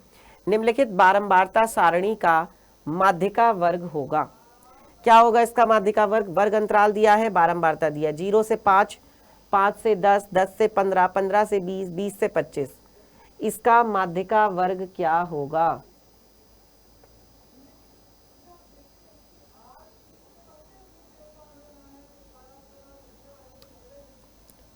इसका हमें बताना है माध्यिका वर्ग। माध्यिका वर्ग क्या हो जाएगा इसका? बताओ, आपसे क्या पूछा गया है? माध्यिका वर्ग। माध्यिका वर्ग के लिए आपको क्या बतानी पड़ेगी? पहले आपको यहाँ पे बारंबारता लिखनी पड़ेगी, आपको संचयी बारंबारता लिखनी पड़ेगी।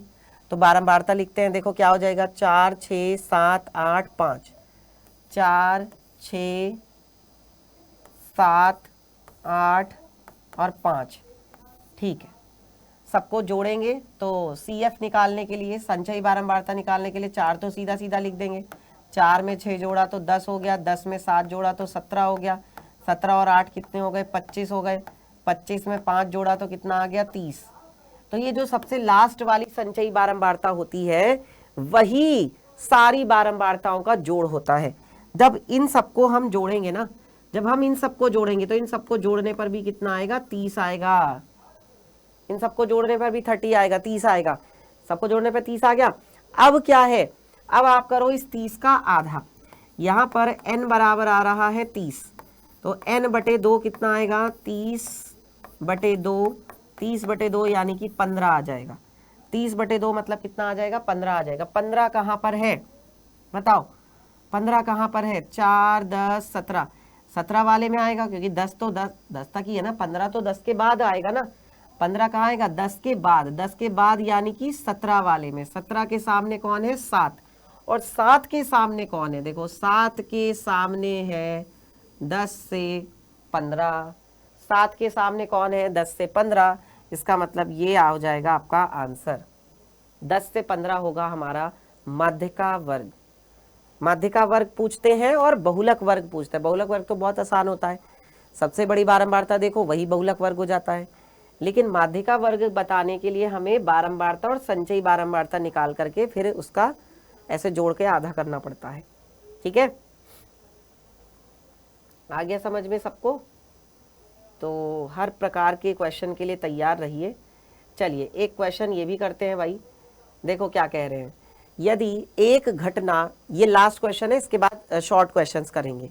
यदि एक घटना निश्चित रूप से घटती है तो इसकी प्रायिकता क्या होगी? देखो, एक निश्चित घटना की प्रायिकता पूछी जाती है, एक असंभव घटना की प्रायिकता पूछी जाती है। ये निश्चित घटना है, एक ऐसी घटना जो घटेगी ही घटेगी, जिसकी प्रायिकता क्या है, जिसके चांसेस क्या है? 100% चांस है। हम क्या बोलते हैं बेटा? हम बोलते हैं कि भाई 100% चांस है। 100% का मतलब क्या हुआ? 100/100, 100% का मतलब क्या हुआ, 100/100 हुआ, यानी कि 100/100 का मतलब कितना हो जाएगा, बताओ, 100/100 का मतलब कितना हो जाएगा, 100/100 का मतलब हो जाएगा आपके पास 1। 100/100 का मतलब कितना हो जाएगा, 100/100 का मतलब हो जाएगा 1, यानी कि ऑप्शन नंबर डी। 100/100 का मतलब क्या हो जाएगा, 1 हो जाएगा। ठीक है, चलिए अब अगर मान लो आपसे क्या पूछा जाता है, असंभव घटना, असंभव घटना, तो असंभव घटना के लिए क्या चांस होंगे बताइए। एक ऐसी घटना जो हो ही नहीं सकती, इम्पॉसिबल,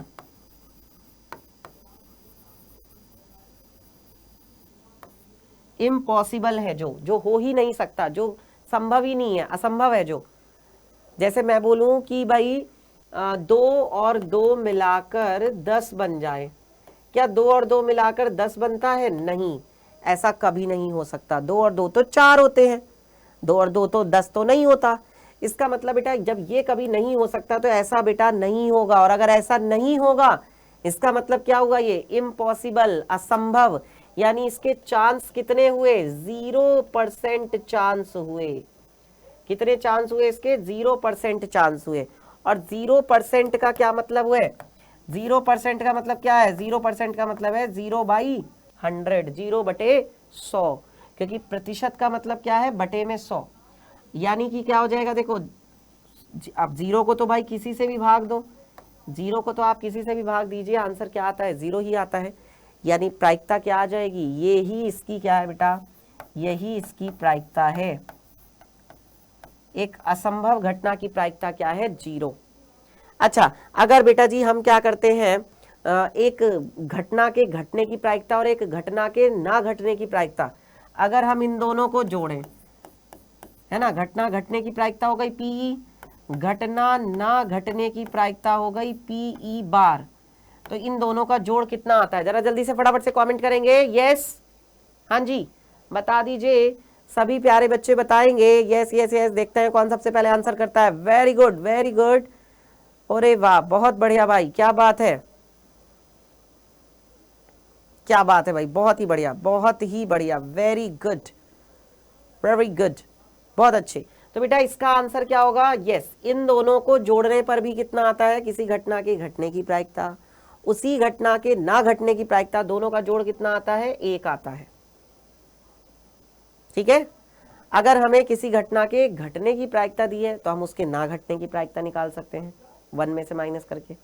अगर आप यहां से पीई बताना चाहो तो पीई क्या हो जाएगा, 1 माइनस पीई बार, यानी उस घटना के ना घटने की प्रायिकता। और किसी भी प्रायिकता की रेंज क्या होती है, किसी भी घटना की जो प्रायिकता होती है, प्रायिकता की परास क्या होती है बेटा, प्रायिकता परास बताओ क्या होती है, प्रायिकता परास, यानी जिसे हम कहते हैं प्रायिकता की रेंज, प्रायिकता परास बताओ क्या हो जाएगी, कहां से कहां तक हो सकती है किसी भी घटना की प्रायिकता। तो चाहे बेटा कोई भी घटना हो, वो किसी भी घटना की जो प्रायिकता होती है जिसे हम लोग क्या बोलते हैं, पीई कहते हैं, किसी भी घटना की जो प्रायिकता होती है पीई, इसका मान हमेशा 0 से क्या होगा, बड़ा होगा, यानी माइनस में नहीं होगी, और इसका मान बेटा हमेशा 1 से क्या होगा, छोटा होगा, या ज़्यादा से ज़्यादा क्या हो सकता है, बस बराबर हो सकता है, या प्रायिकता क्या हो सकती है, 0 हो सकती है। जैसे देखो कोई घटना ऐसी है जो नहीं होगी, जो घटना नहीं होगी उसकी प्रायिकता क्या होगी, 0, यानी प्रायिकता मिनिमम क्या हो सकती है, 0, और मैक्सिमम क्या हो सकती है, 1, 1 से ज़्यादा नहीं होगी। 1 किसकी होती है, निश्चित घटना की, 0 किसकी होती है, अनिश्चित असंभव घटना की, इम्पॉसिबल की। तो 0 और 1 के बीच में हो सकती है। अब कोई कहने लगे कि क्या किसी घटना की प्रायिकता -4/3 हो सकती है, तो आप लोग बताओ इसका आंसर, हो सकती है कि नहीं हो सकती है, क्या किसी घटना की प्रायिकता -4/3 हो सकती है। आपको केवल माइनस का चिन्ह देखना है, जैसे बेटा दूरी ऋणात्मक नहीं हो सकती, जैसे दूरी माइनस में नहीं हो सकती, वैसे ही बेटा किसी घटना की प्रायिकता भी ऋणात्मक नहीं हो सकती। अच्छा, अगर आपको दे दिया जाए कि क्या किसी घटना की प्रायिकता, क्या किसी घटना की प्रायिकता 5/4 हो सकती है, सवाल बताओ क्या होगा इसका जवाब, क्या किसी घटना की प्रायिकता 5/4 हो सकती है। अगर 5/4 को आप बदलेंगे, आप 4 से 5 को भाग देंगे तो ये क्या आएगा बताओ। यदि आप 4 से 5 को डिवाइड करोगे, 4 से 5 को भाग दोगे तो इसका आंसर क्या आएगा, कितना आएगा इसका आंसर बताओ। इसका आंसर कितना आ जाएगा बेटा, जब आप इसको डिवाइड करेंगे ना, जब आप इसको डिवाइड करेंगे तो इसको डिवाइड करने पर कितना आएगा, बोलो भाई। हाँ, तो ये बेटा 1 से बड़ा आएगा क्या, 5/4 जो है ये वाला मान 1 से क्या आएगा, बड़ा आएगा, 1 से ज्यादा आएगा। और अभी मैंने आपको क्या बताया भाई, 1 से बड़ा तो हो ही नहीं सकता प्रायिकता का मान, प्रायिकता की परासी यही है 0 और 1 के बीच में, 0 से 1 के बीच में, 1 से ना बड़ा होगा ना ही 0 से छोटा होगा। क्लियर है सबको, बता दो प्यारे बच्चों एक बार जल्दी से, एक बार जल्दी से बता दो भाई, सभी को क्लियर है क्या इतना। तो क्लास को एक बार जल्दी से सभी प्यारे बच्चे लाइक भी कर देंगे, एक बार सभी बच्चे क्लास को फटाफट से लाइक कर दो भाई। ऐसे ठेंगा वाला बटन जो दिखाई दे रहा है वह ठेंगा वाला बटन दबा करके क्लास को लाइक कर दो और फिर आगे बढ़ते हैं बच्चों, बढ़े आगे। चलिए आगे बढ़ने से पहले बेटा जी अब हम करेंगे शॉर्ट और लॉन्ग क्वेश्चन। शॉर्ट और लॉन्ग क्वेश्चन करने से पहले बेटा जो आपका ये चैनल है Doubtnut class 10th Hindi medium, इस चैनल को बेटा सब्सक्राइब कर लो, क्योंकि अब आपके पेपर आने वाले हैं और आपके पेपर की पूरी तैयारी कराई जाएगी Doubtnut class 10th Hindi medium पर। इस चैनल पर आपको बेटा जी शॉर्ट क्लासेस के माध्यम से, शॉर्ट क्लासेस की हेल्प से भी आपको रिवीजन कराया जा रहा है। आप देख सकते हैं जैसे पूजा मैम जो है वो 10-10 मिनट में आपको चैप्टर का रिवीजन करवा रही हैं। जैसे मैं अगर अपनी बात करूं तो बेटा आप देख सकते हैं यहाँ पर मैं आपको 30 मिनट के अंदर अंदर बेटा कंप्लीट रिवीजन कराया। जैसे द्विघात समीकरण का रिवीजन 30 मिनट के अंदर, 2 चर वाले रैखिक समीकरण युग्म का रिवीजन 30 मिनट के अंदर अंदर, ठीक है। फिर इसके बाद बेटा आप देख सकते हैं बहुपद वाले चैप्टर का रिवीजन 30 मिनट के अंदर, और वो भी विद क्वेश्चंस, यानी सवाल कैसे आएंगे, क्योंकि मैथ्स में तो बेटा मेन क्या है, क्वेश्चन ही क्वेश्चन है भाई। सवालों के बिना मैथ्स क्या है, कुछ भी नहीं है। कंसेप्ट तुमने पढ़ लिया लेकिन सवाल करके नहीं देखे तो फिर क्या फायदा। तो इसीलिए बेटा जी मैंने सवाल भी बताए हैं, तो इन क्लासेस को जाकर के देखना, अपना रिवीजन करना बढ़िया तरीके से, जल्दी से फास्ट रिवीजन, और आपको मज़ा भी आएगा। आप मुझे फिर बताना कि आपको वो क्लास कैसी लगी।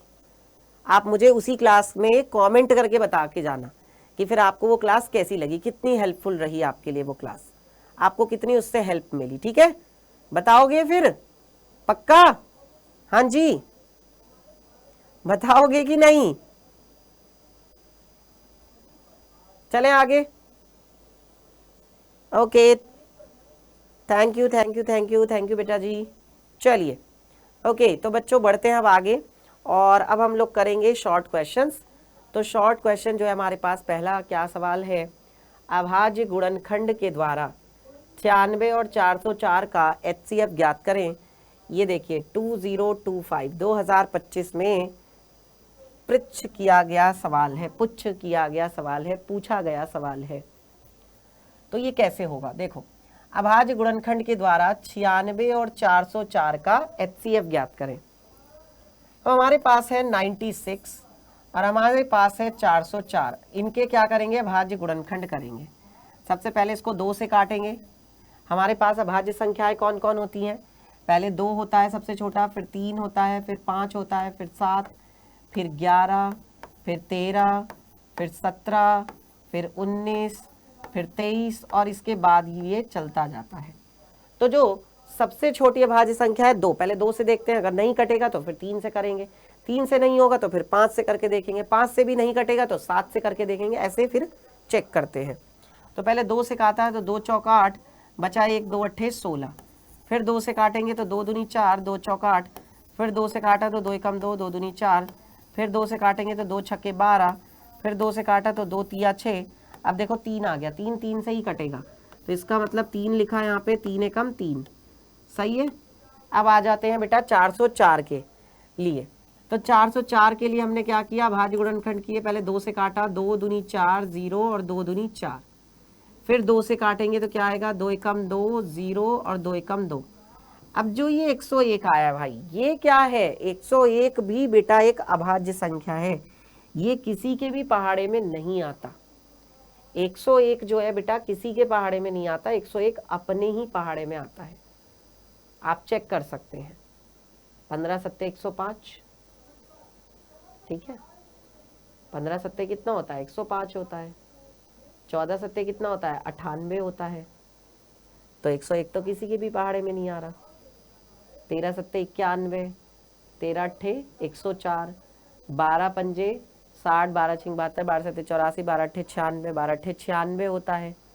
नहीं आ रहा है 101। तो बेटा जी सुन लो, जो 101 है वो किसके पहाड़े में आएगा? खुद अपने ही पहाड़े में आएगा। 101 एकम 101। तो यहाँ पर हम 404 को क्या लिख सकते हैं? 2 गुणा 2 गुणा 101।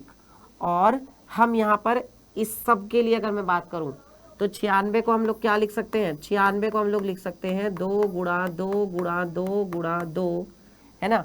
1 2 3 4 5 और 5 बार आया है ये, तो 4 बार लिख दिया 5 और एक बार है 3।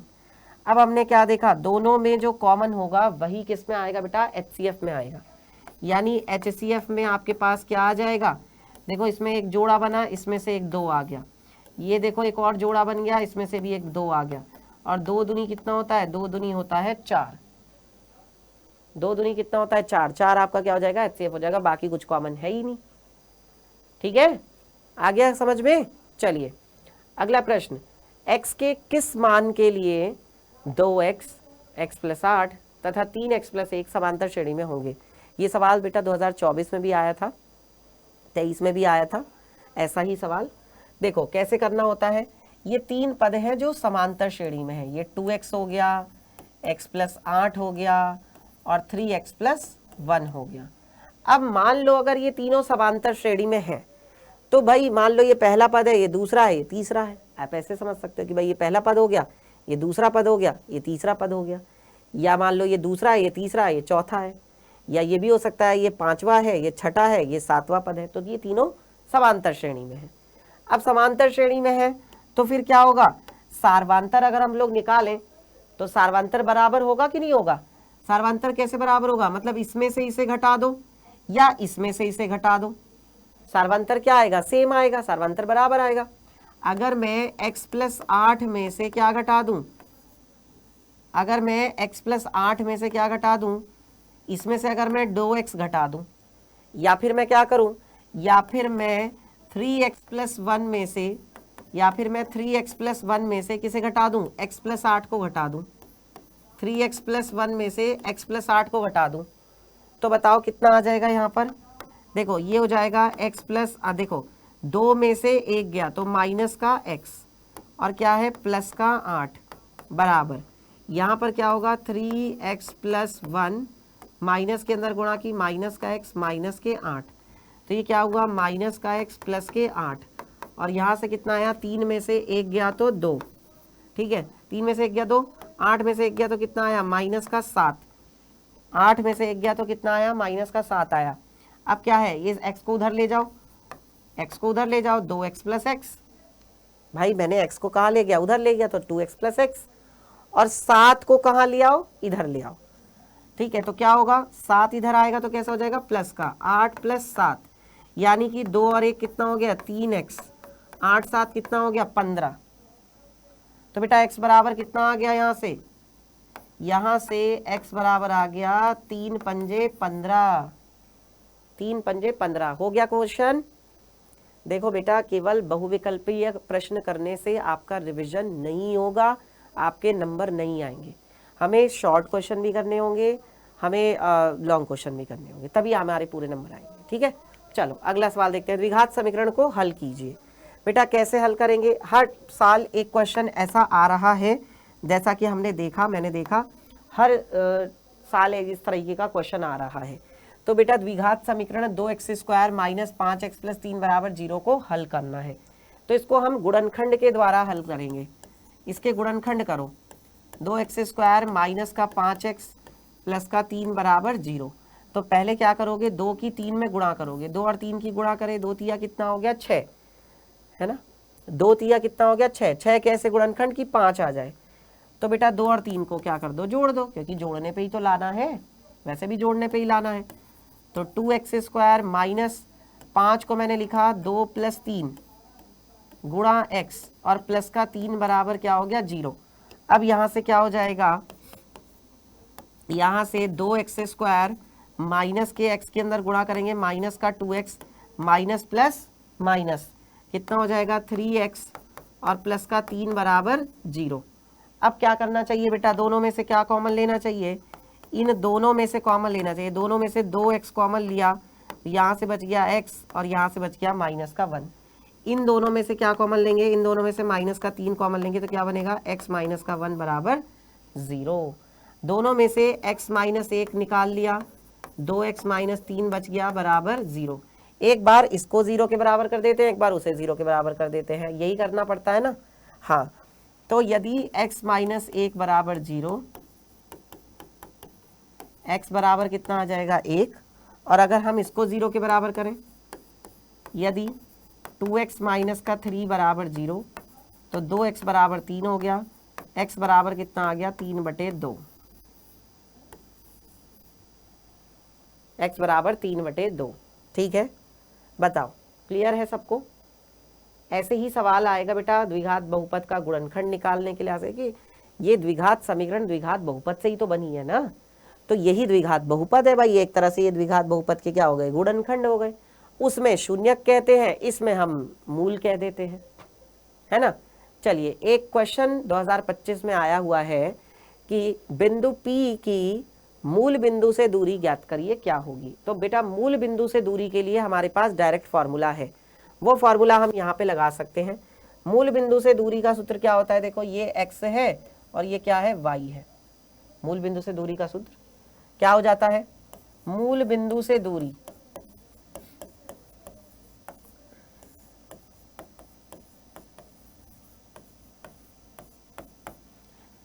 मूल बिंदु से दूरी क्या हो जाती है, √x² प्लस y²।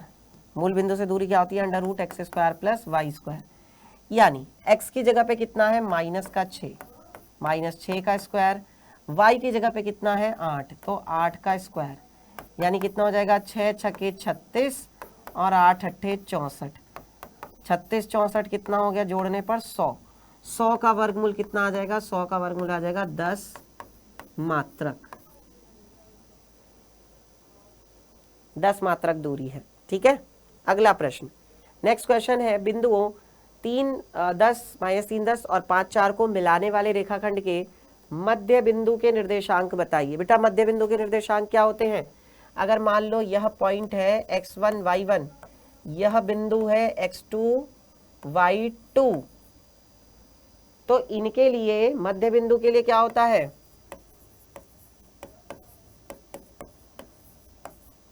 मध्य बिंदु के लिए,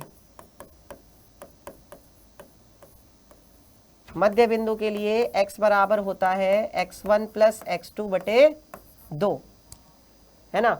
और y बराबर क्या हो जाता है, y बराबर हो जाता है y1 प्लस y2/2। x बराबर x1 प्लस x2/2, y बराबर y1 प्लस y2/2। तो यहाँ से क्या हो जाएगा, देखो x बराबर आ जाएगा माइनस का 3 और x2 कितना है, x2 है 5 बटे में आ गया 2, यानी x बराबर कितना हो जाएगा, 5 में से 3 गया 2, 2/2, यानी x बराबर कितना आ जाएगा 1। x बराबर तो आ गया 1, 5 में से 3 गया 2 आ गया। y बराबर क्या हो जाएगा, y बराबर हो जाएगा y1 प्लस y2, y1 है 10, y2 कितना है 4, 10 और 4 14, 14/2, यानी y बराबर कितना हो जाएगा 14/2, यानी y बराबर हो जाएगा 2 सत्ते 14, 2 सत्ते 14, y बराबर आ गया 7।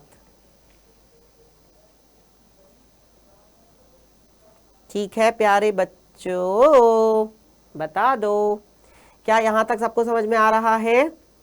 और अब ये एनर्जी डाउन कैसे हो गई भाई, एक बात बताओ, तुम्हें शॉर्ट क्वेश्चन नहीं करने हैं, केवल बहुविकल्प में तुम लोगों को मजा आता है क्या है,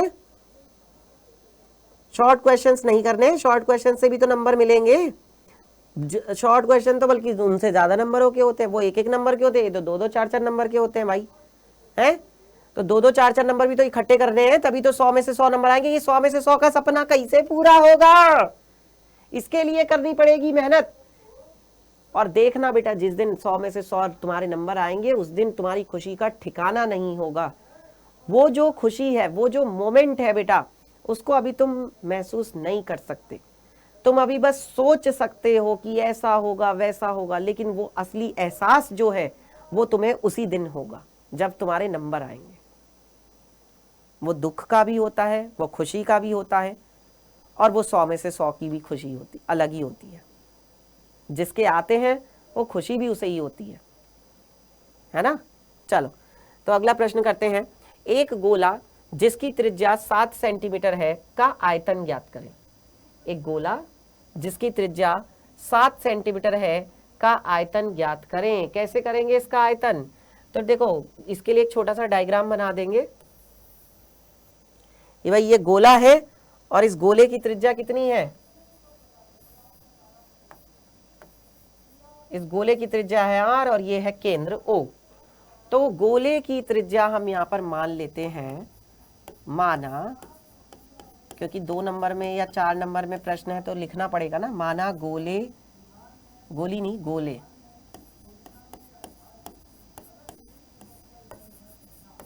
माना गोले की त्रिज्या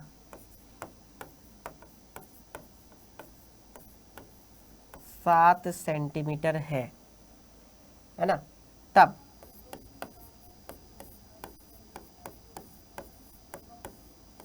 गोले का आयतन, गोले का आयतन कितना हो जाएगा बताओ जल्दी से। अगर गोले की त्रिज्या 7 सेंटीमीटर है तो गोले का आयतन क्या होगा? 4/3 पाई r क्यूब। वैसे हम यहाँ पर मान लेते हैं कि इसकी त्रिज्या r है। माना गोले की त्रिज्या r है तो इसका आयतन होगा 4/3 पाई r क्यूब। अब यहाँ पे मान रख दो, 4/3 पाई का मान कितना होता है? पाई का मान होता है 22/7, और त्रिज्या तुम्हें कितनी दी है? 7 दी हुई है।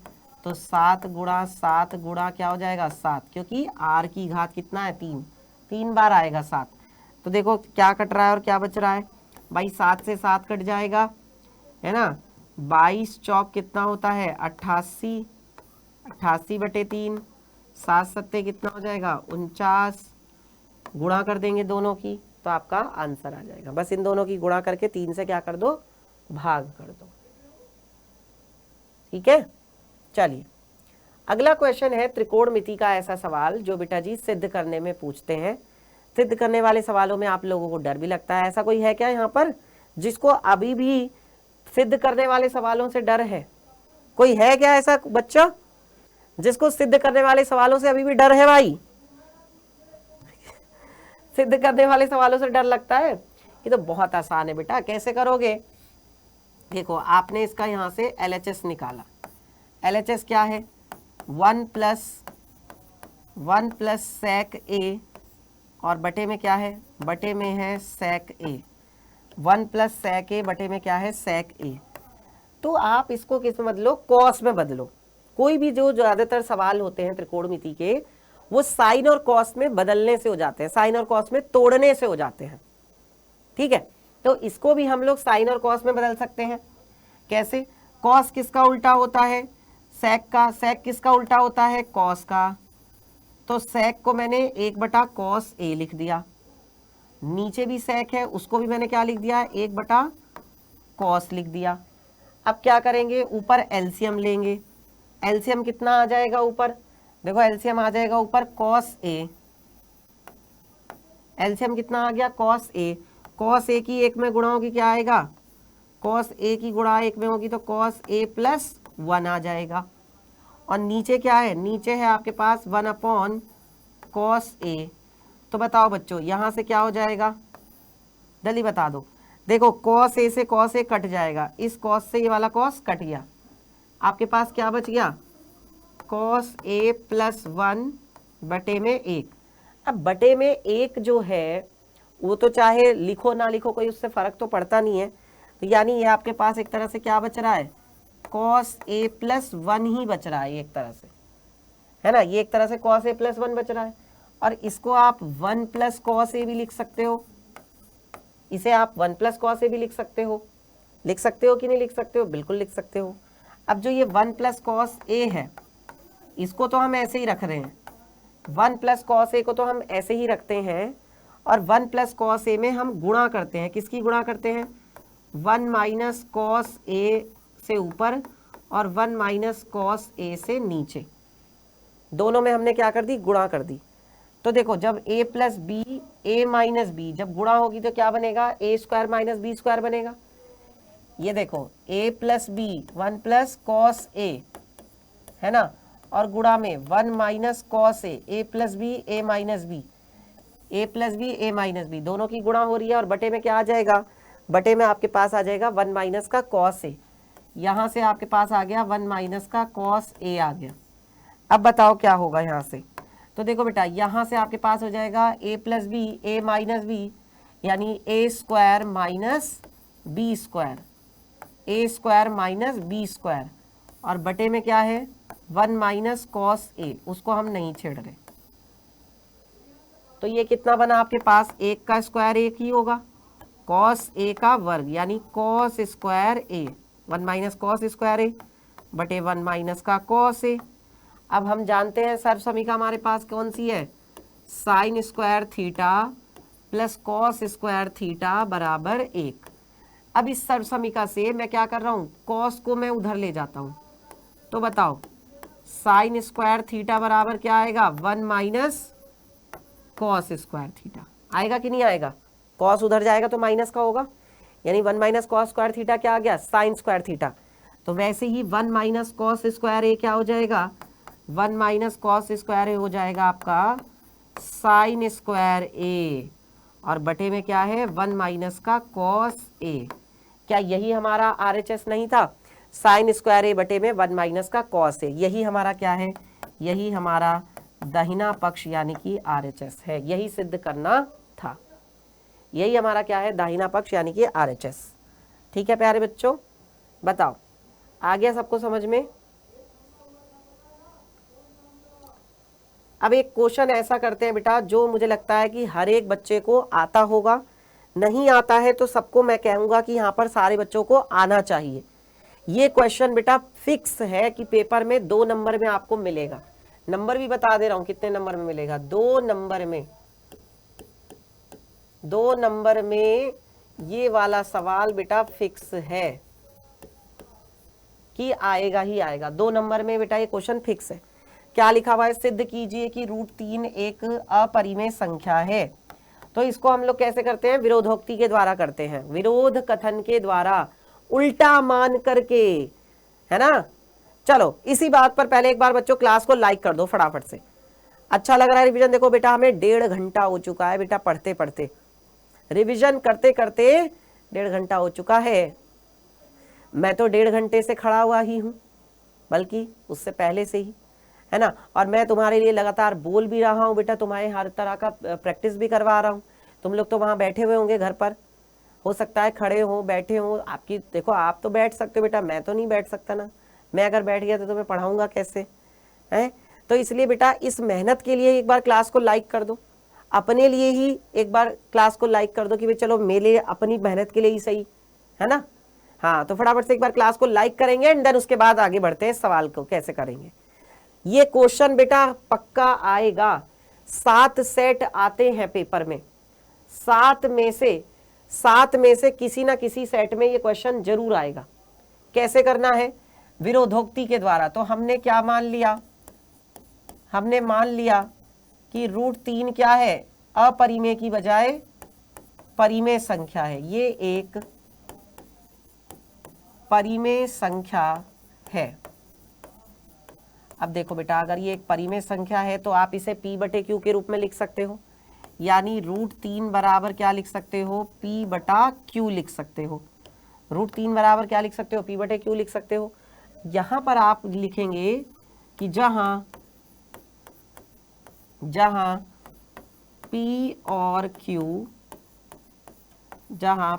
q क्या कैसी संख्याएं होंगी, p और q सह अभाज्य संख्याएं हैं। जहां p और q कैसी संख्याएं हैं, जहां p और q सह अभाज्य संख्याएं हैं, मतलब अगर मैं p और q का मसा निकालूंगा, महत्तम समापवर्तक HCF, अगर मैं p और q का HCF निकालूंगा तो वो कितना आएगा, बोलो, सहअभाज्य का क्या मतलब होता है, कौन बताएगा? सह अभाज्य का मतलब होता है जिनका HCF 1 आता है, जिनका HCF कितना आता है? 1, जिनका मासा 1 आता है, वो सहअभाज्य संख्या होती है। यहां पर √3 बराबर क्या है? P बटा Q। हमने क्या कर दिया? दोनों ओर वर्ग कर दिया।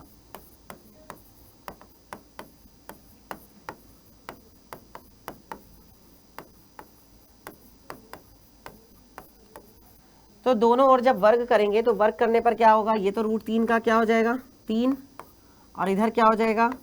P² बटे में Q²। अब क्या करेंगे? Q² की इधर गुणा हो जाएगी, तो मतलब P² क्या आ जाएगा? 3 गुणा Q² आ जाएगा। ये हो गई आपकी पहली समीकरण।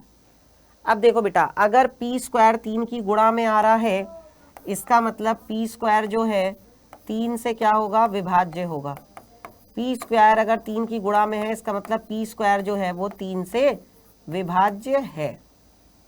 P² क्या है? 3 से विभाज्य है। अगर P² 3 से विभाज्य है तो इसका मतलब फिर तो P भी 3 से विभाज्य होगा।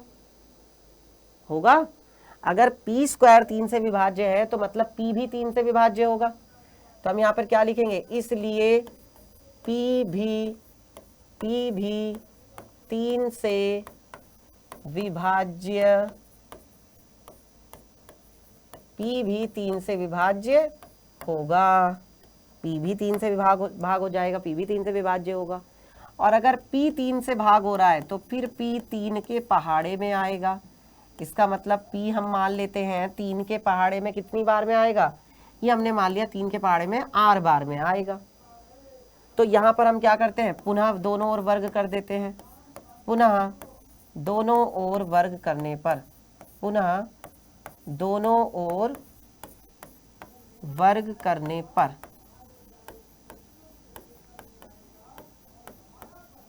तो यहां से आपके पास आ जाएगा P² बराबर 3 तिया 9 गुणा R²। ये हो गई आपकी समीकरण संख्या 2।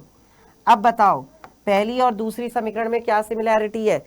ये भी P² का मान है और ये भी P² का मान है, तो दोनों की हम क्या कर सकते हैं? तुलना कर सकते हैं। समीकरण 1 और 2 की तुलना से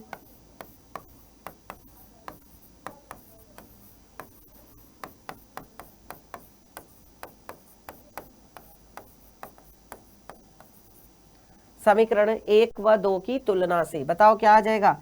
3 गुणा P² जो है 3 गुणा Q², 3 गुणा Q² किसके बराबर होगा? 9R² के बराबर होगा। यहां से आप क्या करिए? 3 से काट दीजिए इसको। Q² बराबर 3 से इधर जाएगा तो 3 तिया 9, 3R² आएगा।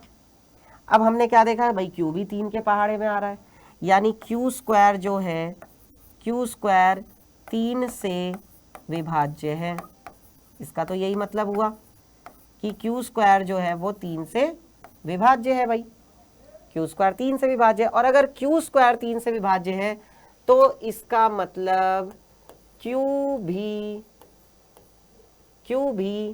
3 से विभाज्य है। अब देखो, Q भी 3 के पहाड़े में और P भी 3 के पहाड़े में। मान लिया Q कितनी बार में आता है? मान लिया Q जो है 3 के पहाड़े में S बार में आता है। जैसे वो R बार में आ रहा है, ये हमने मान लिया S बार में आता है। तो बेटा Q अगर S बार में आ रहा है, उसमें R बार में आ रहा है, दोनों का अगर आप HCF निकालोगे तो HCF कितना आ जाएगा? फिर दोनों का HCF तो यार यहाँ पर 3 आ गया। दोनों का HCF कितना आ गया? अगर मैं दोनों का HCF निकालूं P और Q का, तो वो कितना आ गया? दोनों में कॉमन क्या है? 3, तो 3 आ गया। जबकि सह अभाज्य थी, P और Q तो क्या था? सह अभाज्य था, उसका HCF तो 1 आना चाहिए था। ये गड़बड़ घोटाला कैसे हो गया है? ये कैसे ये सारी जो है कहानी बदल गई भाई? ये कहानी बेटा ऐसे बदल गई कि इनका जो HCF आना था वो तो 1 आना था, बट 1 तो नहीं आया, ये तो 3 आ रहा है, क्योंकि हमने उल्टा माना है। हमने ही सारी खिचड़ी पकाई है, हमने ही गलत किया है। हमने क्या गलत किया? हमने उल्टा मान के चले। हम जो है इसका विरोध करके चले थे कि भाई √3 अपरिमेय नहीं है, √3 तो परिमेय है। ये तो हमने माना था ना, मतलब हमारी कल्पना गलत है। ये हम यहाँ पर लिखेंगे जो कि हमारी कल्पना के विरुद्ध है, जो कि हमारी कल्पना के विरुद्ध है या विपरीत है, जो कि हमारी कल्पना के विरुद्ध है। इसलिए √3 एक अपरिमेय संख्या है। √3 कैसी संख्या है, इसलिए √3 एक अपरिमेय संख्या है। यह बात सही है, यही सिद्ध करना था। तो इस प्रकार से प्यारे बच्चों हम लोग कोई भी सवाल, कोई भी क्वेश्चन कर सकते हैं। आ गया सबको समझ में? चलिए, सभी को समझ में आ गया? बताओ यहाँ तक जल्दी से। सबको समझ में आ गया ना? पक्का पक्का? ओके, वेरी गुड, बहुत बढ़िया भाई। चलो एक क्वेश्चन ये करते हैं बेटा, बहुलक निकालने का। निम्नलिखित आंकड़ों का बहुलक ज्ञात कीजिए। कैसे ज्ञात करेंगे बेटा बहुलक? हम जैसा कि देख रहे हैं 15 से 20, 20 से 25, 25 से 30, 30 से 35, 35 से 40, 40 से 45, 5-5 का अंतराल है। सबसे पहले क्या पता लगाना पड़ेगा? बहुलक वर्ग का पता लगाना पड़ेगा। तो बहुलक वर्ग का पता कैसे चलेगा? तीनों में से एक चीज पूछी जाएगी, या माध्यक, या बहुलक, या माध्य। यहाँ पे पूछा गया है बहुलक। तो बेटे को सबसे ज्यादा बारंबारता किसकी है? 10। ये सबसे बड़ी बारंबारता है। और ये किसकी है? ये बड़ी है सबसे बारंबारता 30 से 35 की। अर्थात बहुलक वर्ग क्या हो जाएगा यहाँ पे?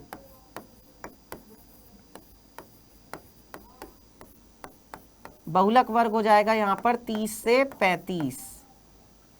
और बहुलक वर्ग की निम्न सीमा क्या हो जाएगी? एल। एल हो जाएगा आपके पास 30। एल क्या हो गया आपके पास? 30 हो गया। ठीक है, एल आपके पास 30 है।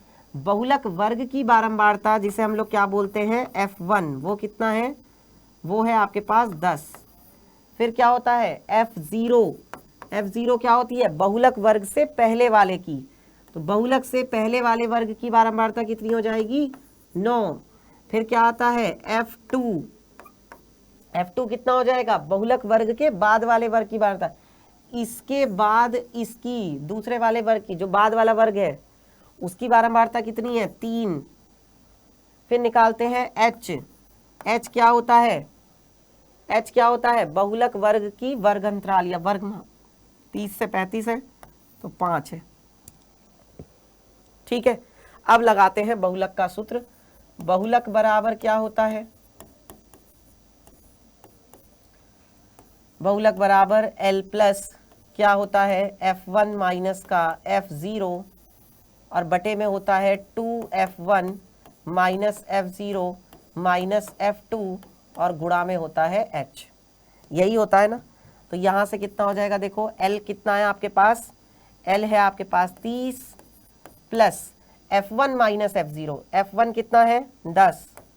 F0 कितना है? 9।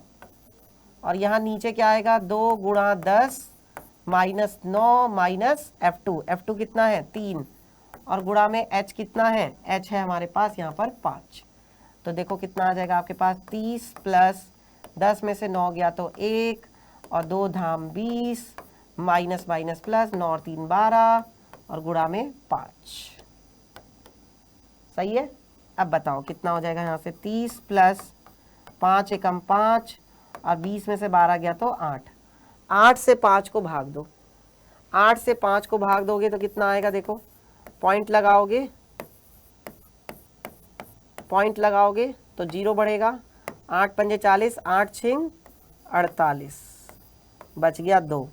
पॉइंट लगा ही रखा है, 0 बढ़ा देते हैं। 8 दूनी 16, कितना बच गया? 4। और पॉइंट लगा रखा है तो 0 बढ़ा सकते हैं। 8 पंजे 40, कितना आ गया? 0.625। ये आपके पास आ गया 30 प्लस 0.625 यानी 30.625। 30.625 ये आपका क्या आ गया? बहुलक आ गया। आई होप कि आप सभी बच्चों को यहाँ तक अच्छे से समझ में आ गया होगा। तो प्यारे बच्चों, आज की ये क्लास हम यहीं पर समाप्त करते हैं, यहीं पर एंड करते हैं। अगर मज़ा आया आपको आज की इस क्लास में, बढ़िया तरीके से आपका रिवीजन हुआ, तो बेटा जी लाइक करके मुझे क्लास को बताएं, मुझे बताएं लाइक करके कि यस सर मज़ा आया क्लास में। कमेंट ज़रूर करें, कमेंट आप लोगों का बेटा बहुत मायने रखता है, क्योंकि हमें भी पता चलता है कि भाई हमने जो पढ़ाई कराई, हमने जो रिवीजन कराया, हमने जो तैयारी कराई वो बच्चे को कैसी लगी, वो उसके लिए कितनी हेल्पफुल थी। तो बेटा हर एक बच्चा जो है कमेंट ज़रूर करके जाए कि यस सर मज़ा आया, हमारी तैयारी बढ़िया हुई, हमें रिवीजन अच्छे से हो गया हमारा अब तक का कंप्लीट वो भी। तो प्यारे बच्चों मिलते हैं फिर आपसे नेक्स्ट क्लास में। बाकी तो अमित सर आपके साथ हैं, डरने की क्या बात है।